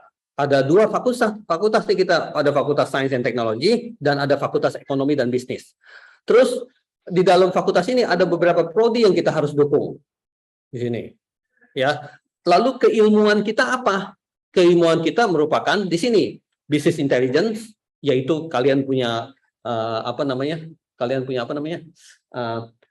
konsentrasi, ada business intelligence, lalu semua keilmuan-keilmuan yang ada di sini, ya open source, software engineering, Internet of Things, blockchain, web technology, bla bla bla dan sebagainya. Ini semua keilmuan ada di atas. Oke, lalu di sebelah sini apa? Ini semua kemitraan, ya.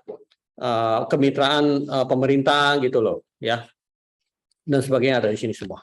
Nah, ini Fishbone kita selalu sampaikan pada saat kita lagi ada tamu dari luar kota, ya, pada saat kita lagi ada mau ajukan proposal hibah dan sebagainya, kita selalu sampaikan ini, ya. Semua hibah yang ada, yang udah lolos, ya, maupun yang tidak lolos, semua menampilkan Fishbone Raharja ini. Oke. Sekarang kita lagi ada program untuk untuk dosen-dosen Raharja ke Udinus. Ya, sebanyak 20 lebih, hampir 30 orang itu akan disekolahin S3 ke Udinus. Mereka harus bikin proposal juga kan? Proposalnya juga ada ini. Ya, yang nggak ada ini berarti nggak sejalan. Gitu loh. Ngerti nggak Pak Yono? Ya. Berarti berarti yang saya kuasai seperti Yusuf, Mamoy, Eka Purnama Rahab, ya, sama Giandari, ya, itu ada ini semuanya. Ya, yang saya nggak kuasai seperti kayak Pak Deli, siapa-siapa dan sebagainya gitu ya. Pasti nggak ada ini. Gitu loh. Ya. Nah, itu kekuatan power dari dekanat atau rektorat gitu ya, untuk menekan ke arah sini dan memahami ke arah sini, itu bukan kerjaan UR. Ya, UR udah setengah mati jalanin di alfabet inkubator, dan syukur-syukur di kelas yang UR lagi sedang kelola di berusaha dipahami juga. Ya, paham ya? Paham ya Pak Yono ya? Ya, siap Rob. Ya. Jadi pada saat nanti lagi rapat mingguan, ini yang tampil ya? Ya, udah dirubah tuh super komputer. Itu si Vio mah, aduh bener-beneran dah. Emang orangnya harus dijewer terus. Tipe Pak, kepleset jarinya dikit. Iya, udah dirubah. Tenang aja, santai. Masa super company? Parah banget kamu, Vio. Biar jadi super company kita, Pak. Doa itu, Pak, doa. Bandel lagi dia, bandel banget. Oke, jadi seperti itu ya beberapa tahapan yang saya sampaikan dan itu semua penting ya. Saya sekira scan di sini ya. Ini nggak ada ya. Jadi ini ya, terus ini udah 3 ya ke Dareka ya. Terus ini PDUPT 1, 2, 3 ya. Terus sama ini WCP ya. Yang kita lagi lemah apa? Nah, yang kita lagi lemah apa? Kita mau jujur-jujuran ya. Ya.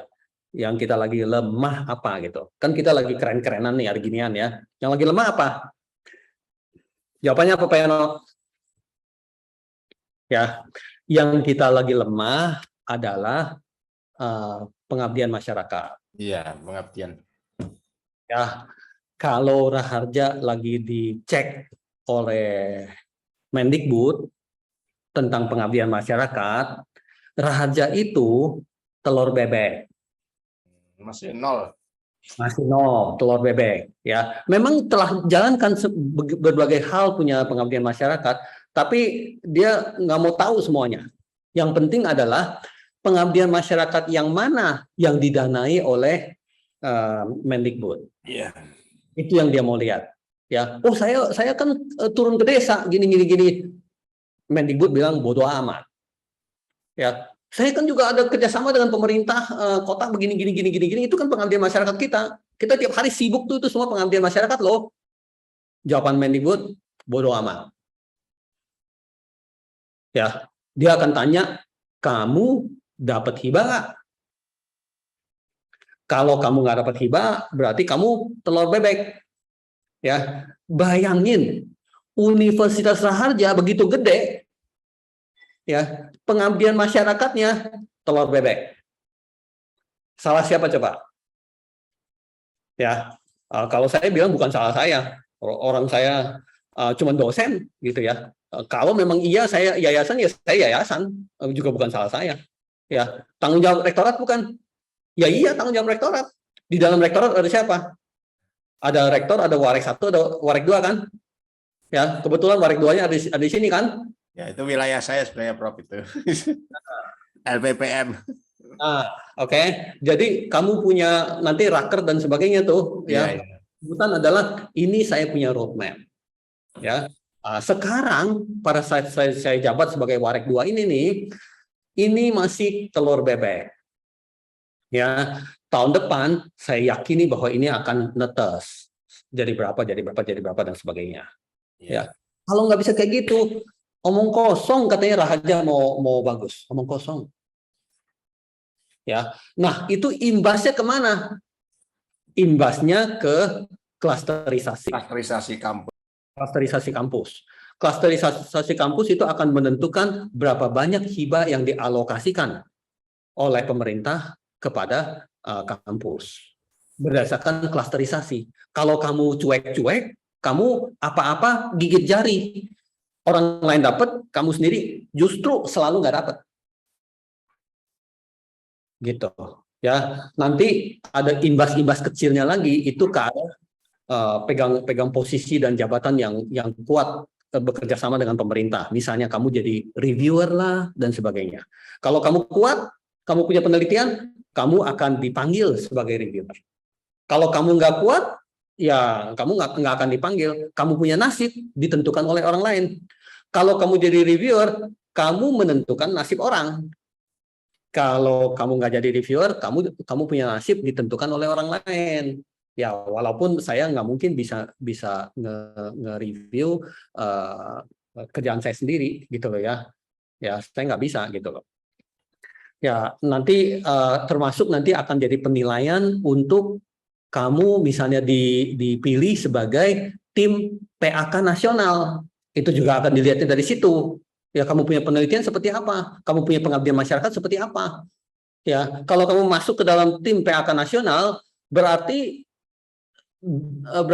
kamu menentukan nasib dosen-dosen yang ada di Indonesia ini. Apakah mereka naik pangkat atau tidak? Itu kamu sebagai salah satu penentunya. Kalau kamu nggak bisa masuk situ, berarti nasib kamu ditentukan oleh orang lain. Prinsipnya kayak gitu. Kamu setuju nggak Pak Yono? Iya, Prof. Setuju. Kenapa kita mesti kerja keras? Alasan saya adalah itu. Iya, Kamu setuju nggak Pak Yono? setuju, Prof. Setuju, Prof. Iya, oke. Jadi kadang-kadang saya nggak banyak kesempatan untuk Iya. ngobrol sama Pak Yono. tapi PR-nya masih banyak ini, Prof. justru di kesempatan ini saya bisa banyak kaitkan. Ya, Iya, iya, Prof. hanya kita di dalam kampus aja udah banyak perselisihan, itu pasti merugikan banget. Iya. Oh, di dalam kampus. Ini yang terbaru itu update apa? Google Scholar, Sinta, ID Scopus, ID Sinta, WOS, ID Garuda dan sebagainya itu lagi. Ya, kalau saya lebih mau merembet ke mahasiswa. Iya. Mahasiswanya juga mesti ada tentang begitu-begituan. Kalau mahasiswanya nggak ada, nanti mahasiswanya nanti lulus dan turun ke masyarakat, nanti dari segi itu kurang unggul. Ya, jejak digitalnya nggak ada. Ya, jejak digital dalam hal kekayaan intelektual. Ya, kekayaan intelektual. Ya, jadi kalau kalian suatu hari diukur kekayaan intelektualnya, ya salah satu faktornya adalah itu gitu loh. Ya, dia akan lihat ke Google Scholar, dia akan lihat ke Scopus, dan juga pendidikan formal kamu, apakah kamu S1, S2 atau S3. Ya. Kalau kamu ada di dunia pendidikan adalah jabatan fungsional kamu, apakah kamu asisten ahli, rektor kepala atau guru besar. Gitu loh. Oke, yuk kita sharing salah satu video. Oke, videonya bisa ditampilin ya. Masuk ke sini. Masuk ke sini data visualization. Nah ini, oke. Coba kita klik slideshow. Terus kita coba jalanin.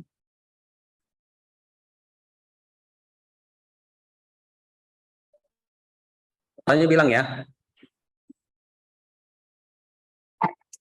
Welcome to the Agencia Business Travel Academy. Kedengeran ya? What is data visualization? Keren, Pak. It is a hot topic. People buy and wear a t-shirt saying data nerd or data is the new bacon. True story. You can check it out online.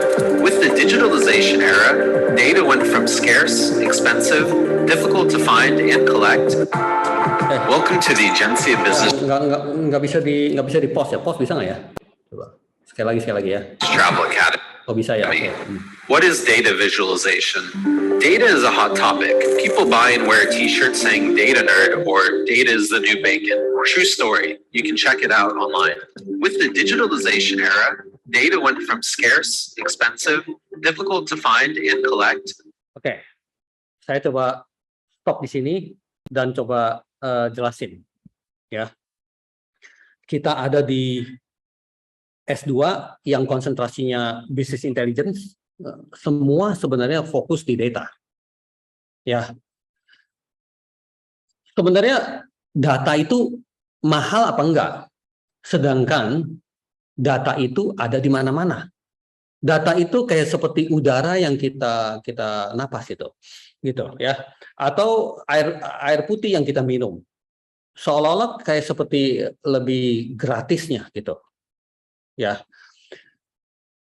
dan apa yang mahal adalah merupakan data yang bisa kamu kelola. Ya, paham ya? Data sekedar tampil begitu aja, kita nggak ada kemampuan untuk baca. Ya, sebagai contoh nih begini, pada saat kita lagi ada di ruangan seperti kayak gini, ya, itu ada banyak data. Salah satu datanya adalah temperatur dari ruangan ini. Panas nggak ya? Kayaknya panas nih. Berapa ya temperaturnya ya? Ya sedang lah gitu ya. Itu merupakan ada data-data yang kita tahu beredar di sini tapi samar. Nggak ketahuan gitu. Nah, sampai kita ada sebuah alat untuk mengukur temperatur di ruangan ini sehingga kita bisa mendapatkan secara persis temperatur di ruangan ini adalah berapa. misalnya 32 atau 32,3 atau 29 dan sebagainya, dengan alat yang kita udah ada itu, kita bisa mengumpulkan data, dalam hal ini data analog ya, itu data analog ya, bukan data digital ya. Tapi ini sebuah perumpamaan yang kamu harus bisa ngertiin ya, bahwa kamu akhirnya dari data kamu olah menjadi sesuatu informasi yang menarik buat dirimu tentang temperatur di ruangan ini. Tapi bagaimana tentang data-data yang mengalir begitu saja, tapi tentang bisnis kita? Atau sebelum kita ke bisnis, yuk kita ngomong tentang kesehatan kita. Kesehatan kita. Kita hidup tiap hari. Ya. Kita bangun tidur happy. Suatu hari kalau kita sakit, kita juga nggak tahu itu karena apa, dan sejak kapan, apakah saya mau mengetahui itu secara lebih dini dan sebagainya. Jadi kita punya body ini, pada saat kita lagi hidup di sekarang ini, itu adalah data. Itu adalah data. Ya. Dan begitu banyak data, triliunan data, atau tidak terhingga datanya. Ngerti nggak saya ngomong kayak gitu ya? Tidak terhingga, data begitu banyak di dalam tubuh kita. Pertanyaannya adalah, kamu bisa baca nggak data kamu? Jadi, kamu bisa baca nggak kesehatan jantung kamu? Kamu bisa baca nggak kesehatan ginjal kamu? Atau darah kamu yang senantiasa mengalir di dalam tubuh kamu, itu kamu bisa baca nggak? Itu udah ada datanya. Dan data itu berharga apa enggak? Itu mesti bayar apa enggak datanya? Menurut saya, data itu adalah free. Oke. Nah, kamu kelola.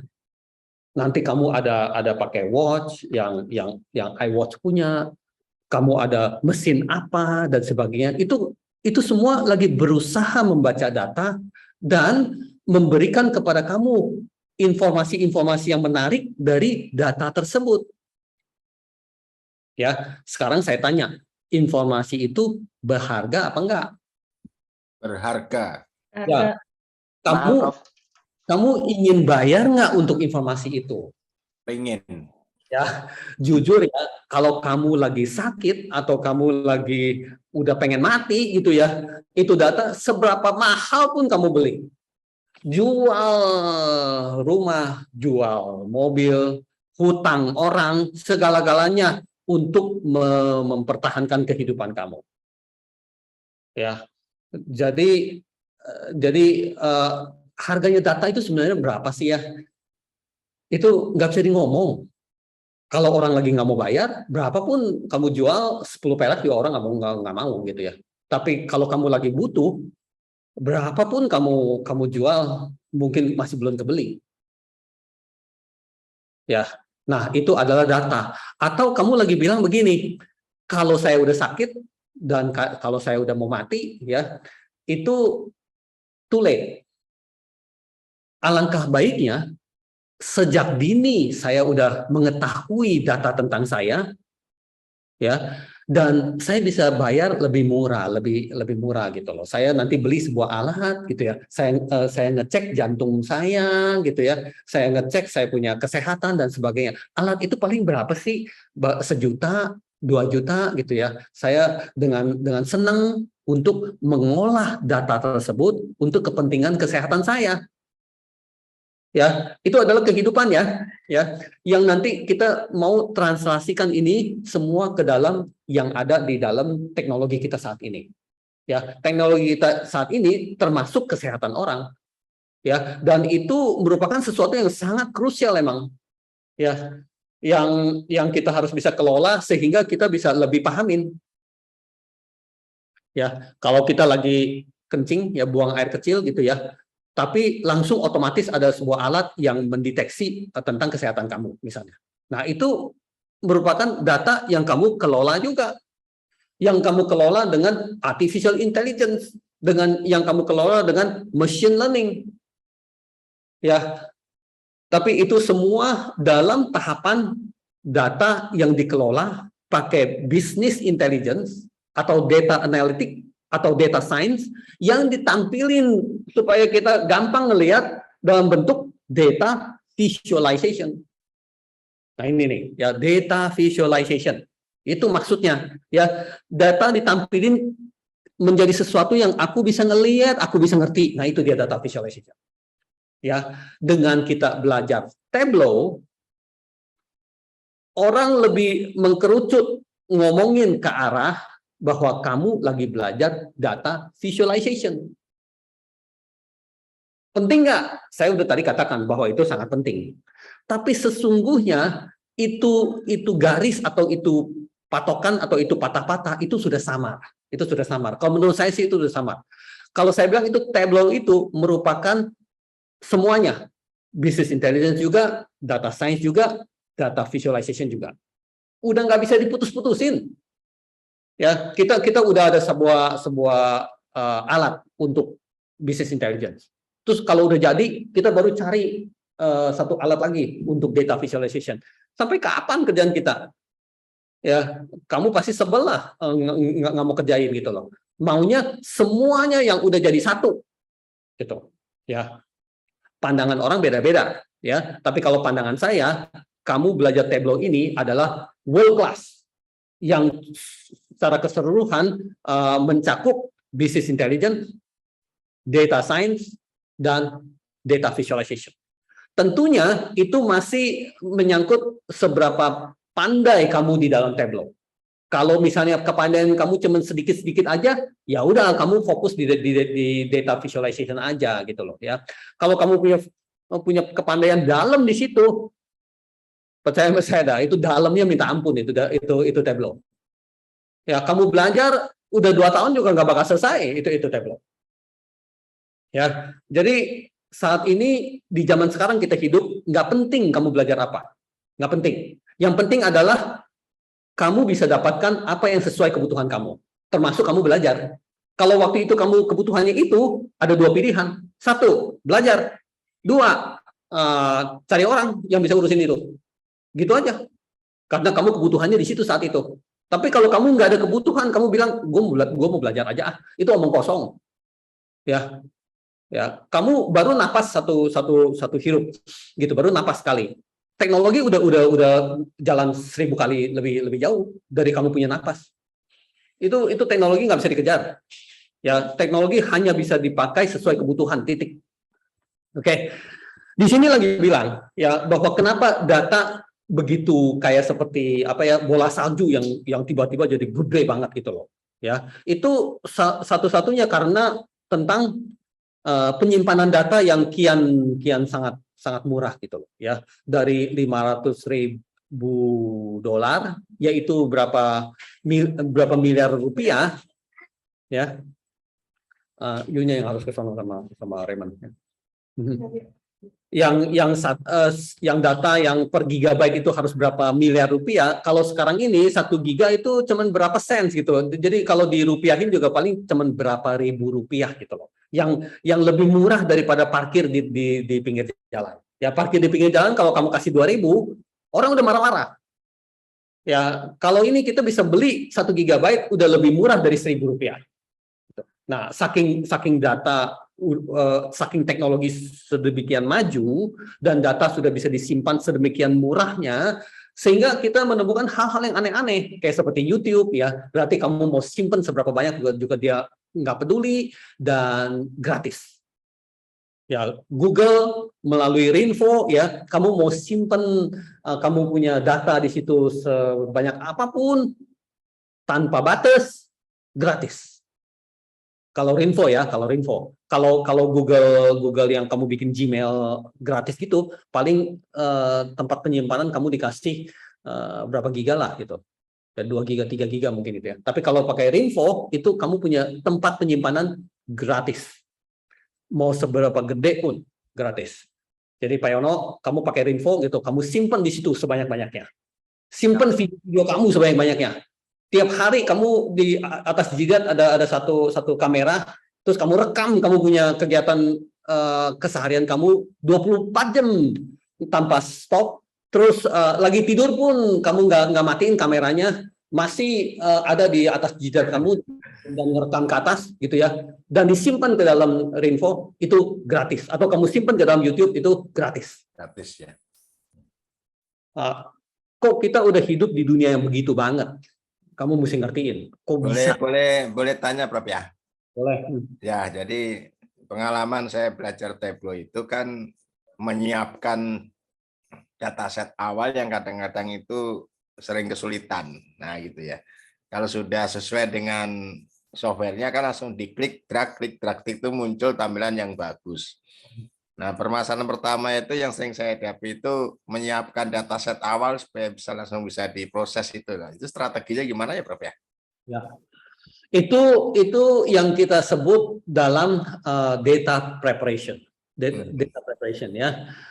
Data preparation kalau kamu nanti mengetahui lebih lanjut, berarti kalau kamu belajar lebih lanjut, mungkin melalui YouTube, mungkin melalui online MOOC, mungkin melalui para dosen yang lain, mereka lagi akan mengatakan kepada kamu bahwa data preparation itu menyangkut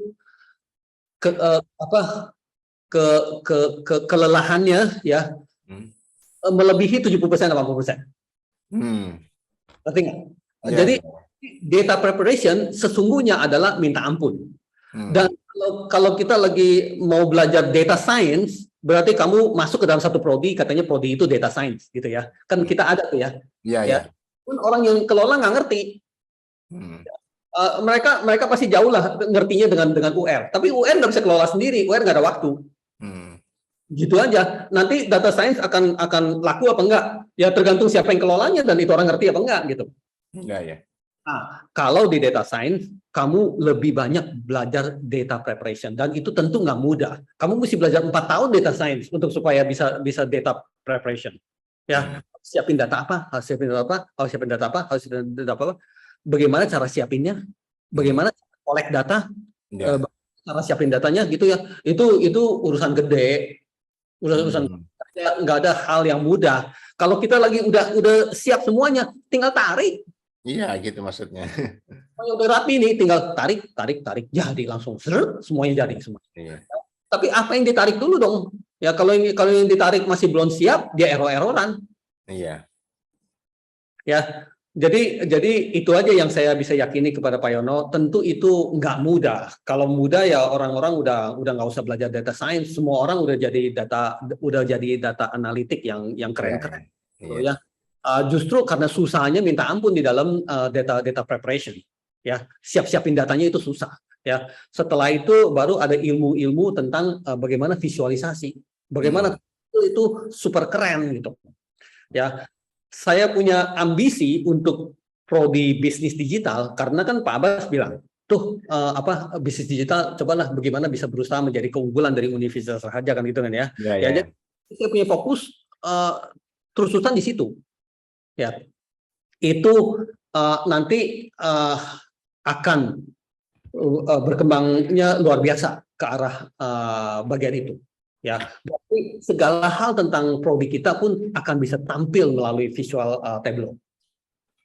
Ya, nanti kalau akreditasi datang, asesor datang, tampil begituan semua. Ya, klik ini untuk lihat apanya, klik itu untuk lihat apanya dan sebagainya. Itu saya udah kebayang begitu ya. Lalu di dalam situ punya usaha-usaha karena prodi bisnis digital itu tugasnya adalah untuk membangun startup. Iya, startup. Mahasiswanya dari semester 1 juga udah dilatih untuk membangun startup dan tentunya ilmu-ilmu dari Tableau ini juga sangat-sangat berguna. Ya. Itu bocoran-bocorannya kalau tentang prodi bisnis digital itu. Iya. Ya, suatu hari kalau ada Tokopedia baru atau ada Gojek yang baru, saya ingin itu muncul dari Universitas Raharja. Gitu aja harapan saya. Ya. Oke, saya lanjut di sini ya. Too abundant and cheap, very difficult to process and understand.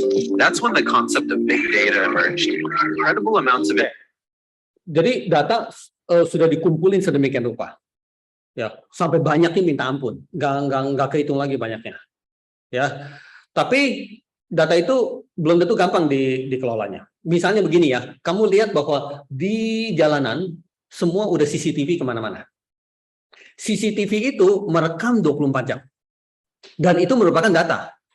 Sekarang pertanyaannya, CCTV itu gampang nggak dibacanya? Ya, kalau kita di Jakarta itu udah CCTV kemana-mana. Apalagi kalau kita ke luar negeri, ke Cina gitu ya, minta ampun CCTV kemana-mana. Dan juga kota-kota besar, London lah, apalah dan sebagainya. Ya, kalau kita lagi iseng ya, kita bilang, gua mau ngeliat di di kebun binatang yang ada di Cina. Aku mau lihat si panda yang bernama Cia, yang bernama Cia. Itu bisa lihat, dan itu bisa lihatnya online. Online artinya bukan rekaman, bukan. Online lagi ngapain gitu loh.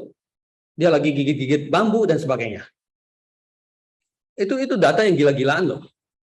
Ya, boro-boro kita lagi minta yang dalam negeri atau di dekat-dekat sini kita itu. Itu yang katanya ada di Cina, boro-boro lagi serius. Orang lagi mau lihat kebun binatang. Itu bisa loh. Nah, jadi kamu bisa kebayang nggak data yang seperti apa yang lagi sedang mengalir. Lalu artificial intelligence itu lagi bertugas untuk mengelola data yang dari berbagai bidang. Mungkin termasuk salah satunya pada saat itu lagi mesti mengelola si panda itu. Ya, data yang telah terkumpul yang ingin dikelola. Oke, jadi data itu tentu datang dengan kompleks. Kalau dulu data ya nama customer siapa, dia beli apa gitu ya, harganya berapa, beli berapa kali gitu. Cuman data begituan gitu loh. Ya, data Excel yang bisa dilihat begitu gitu. Ya, tapi kalau sekarang punya data itu jauh lebih kompleks. Ya, apalagi kalau kita mau lihat data itu adalah data digital atau data analog. Ya, atau dua-duanya. Tentu data itu akan semakin kompleks. Kita harus tahu bahwa data yang bisa dikelola oleh ilmu tinggi di saat sekarang, contohnya artificial intelligence atau machine learning, itu mesti data digital.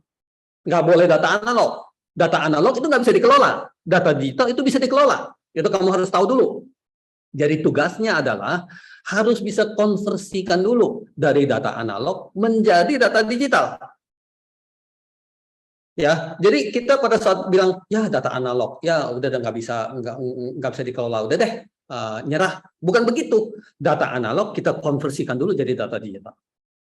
Ingat, kehidupan kita yang sesungguhnya itu bukan digital, itu analog. Berarti detak jantung kamu, aliran darah kamu, pernapasan kamu, dan sebagainya, itu semua analog, nggak ada yang digital. Tapi orang sekarang sudah pandai bisa bikin itu semua yang analog menjadi digital. Habis itu baru dia kelola dengan artificial intelligence. Habis itu dia baru kelola dengan machine learning. Betul? Betul atau betul? Betul. Betul, Rob. Betul ya? Oke. Tren ke depan dan sekarang. That they were challenging to capture, store, understand, and analyze with traditional software. However, all of this material is only as good as what we can make out of it as individuals and businesses. Terabytes of data sitting in a data center unused is a burden. If correctly processed, it can become digital gold. Oke, ya. Ngerti nggak tentang digital gold? Itu kata-kata yang keren di zaman sekarang ini. Data, ya semuanya nggak ada harganya.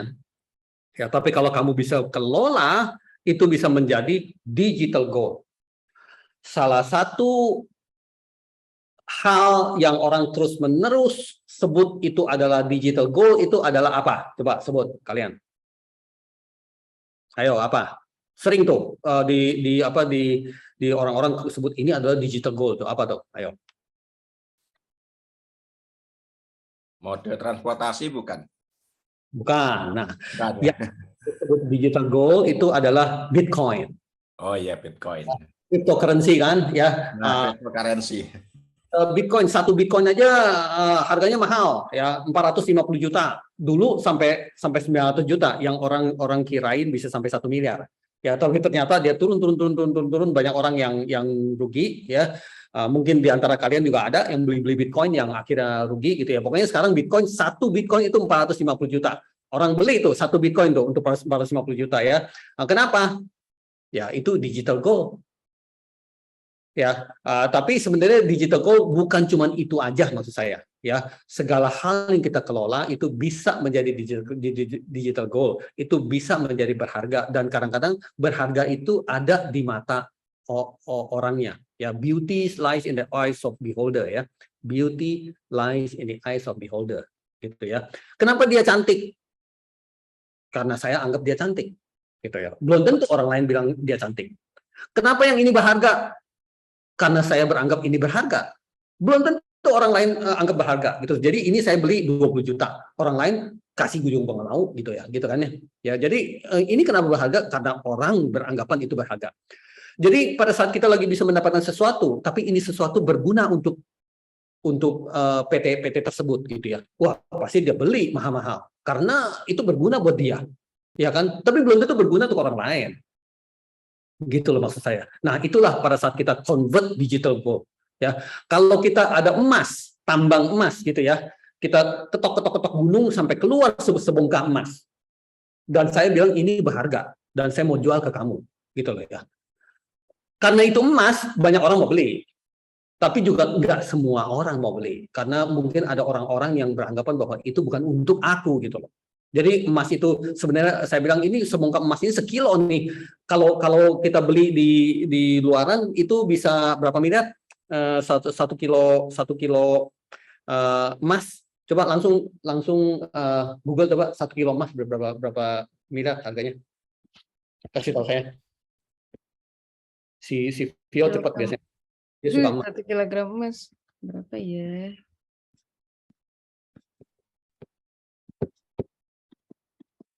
Ayo dong, mesti cepet dong. Kok susah? Tinggal 1 kilogram emas sama dengan gitu, udah langsung keluar deh.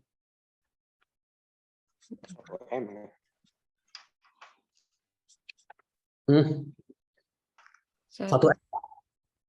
Ya udah. 1 M. Oke, 1 kilogram. 800, ya sekitar 1 M lah Pak. Sekitar 1 M ya. Jadi kita bilang ini saya pegang di tangan saya 1 M punya emas nih. Tapi udahlah gue jual ke lu 600 juta gitu atau 500 juta itu. Belum tentu orang mau. Ya kalau dia tidak beranggapan bahwa itu merupakan hal yang keinginan dia. Kurang lebih seperti itu lah ya. Oke, kita lanjut lagi. Big data is often combined with machine learning to create predictive analytics or other analytics processes that bring the value of the information to light. Still, if you do not own a PhD in data science, the raw details can remain obscure. That's where data visualization comes in. Oke. Jadi data itu untuk apa? Yeah. Jadi kita biasanya cuma sampai kita analisa datanya dan menentukan sesuatu. Ya, misalnya kalau kita menganalisa kesehatan kita, ya melalui alat, kita bisa tahu tuh bahwa kita itu sehat atau enggak. Wah, kamu punya kesehatan segini nih, gitu ya. Nah, itu masih dalam proses analitik. Tapi, dengerin ya, sekarang ini kita punya teknologi udah sebegitu hebatnya, sampai bisa prediktif. Berarti bisa nebak, gitu ya. Dia bisa bilang bahwa kalau kamu punya kesehatan seperti ini, kamu akan bisa hidup sampai umur berapa. Itu udah masuk ke arah prediktif, bukan analitik lagi. Ya, dia bisa memprediksi. Oke. Nah, baru bisa ada penanganan.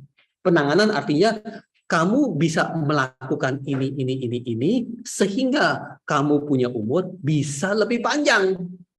Itu juga ke arah prediktif lagi. Paham ya? Ya, jadi akhirnya sebuah data yang lebih bermanfaat itu tentu akan ke arah prediktif bukan analitik. Kalau kita lagi ngomong tentang kampus Raharja, data lagi keluar dan menganalisa bahwa kalau dari Sepatan itu mahasiswa datang banyak, bisa sekian persen. Itu masih analitik. Kalau prediktif itu merupakan sebuah usulan Kalau kamu fokus, kamu punya marketing di sini, kamu di sekian tahun mendatang akan mendapatkan apa. Gitu. Nah, itu sudah masuk ke arah prediktif. Dan itu banyak mengandalkan artificial intelligence, machine learning, dan sebagainya. Jadi paranormal berbasis data. Boleh dikatakan begitu ya. Soalnya yang kita kurang pahamin, kita kira itu magic. Iya. Kalau dari 1000 tahun yang lalu itu ada orang yang nggak apa-apa ngeramal kamu gitu, itu wah benar-benar bisa terwujud, kamu anggap itu magic gitu ya. Iya. Sekarang ini magic kita ada di teknologi. Iya. Ya, ilmu sihir kita itu semua ada di teknologi. Orang yang nggak ngerti kirain itu ilmu sihir. Saya pegang handphone begini, udah halo Pak Yono gitu. Kan itu kayak seperti ilmu sihir banget sih. Magic amat sih gitu. Kalau orang yang ngerti gitu loh. Kalau orang yang ngerti kayak seperti itu mah biasa gitu. Gue juga bisa gitu. Tapi bukankah magic? Saya sama Pak Yono jauhnya sampai 20 kilo lebih gitu ya. Tapi saya pegang handphone, kamu pegang handphone udah. Ya, handphonenya nggak usah dipegang, tinggal speakerin aja. Nggak usah pegang handphone, udah langsung bisa ngomong sama Pak Yono. Langsung gitu loh. Bukankah itu magic? Iya. Kalian harus langsung atau bisa lanjut ini dulu sampai selesai?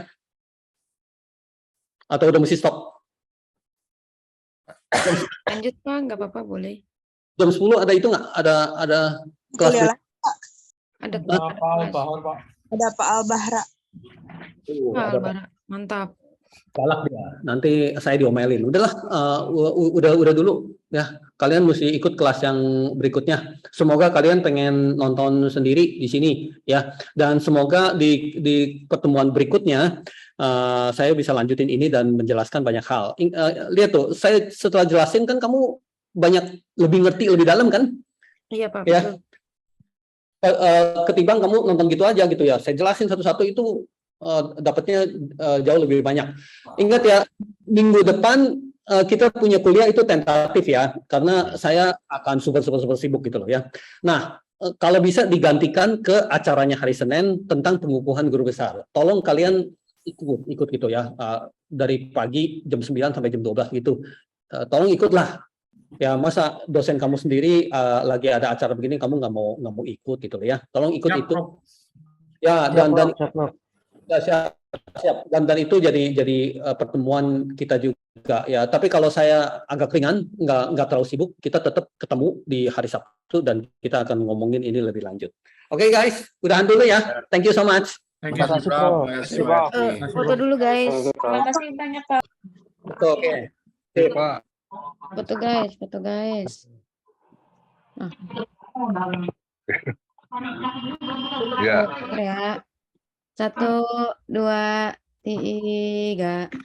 Lagi. Jempol saya gede banget tuh, Pak Viola. Kenapa Pak? Jempol saya gede banget. Siap. 1, 2, 3. Sudah. Thank you, Vio. Ya. Assalamualaikum. Waalaikumsalam. Terima kasih, Bro. Terima kasih Prof. Terima kasih, Pak.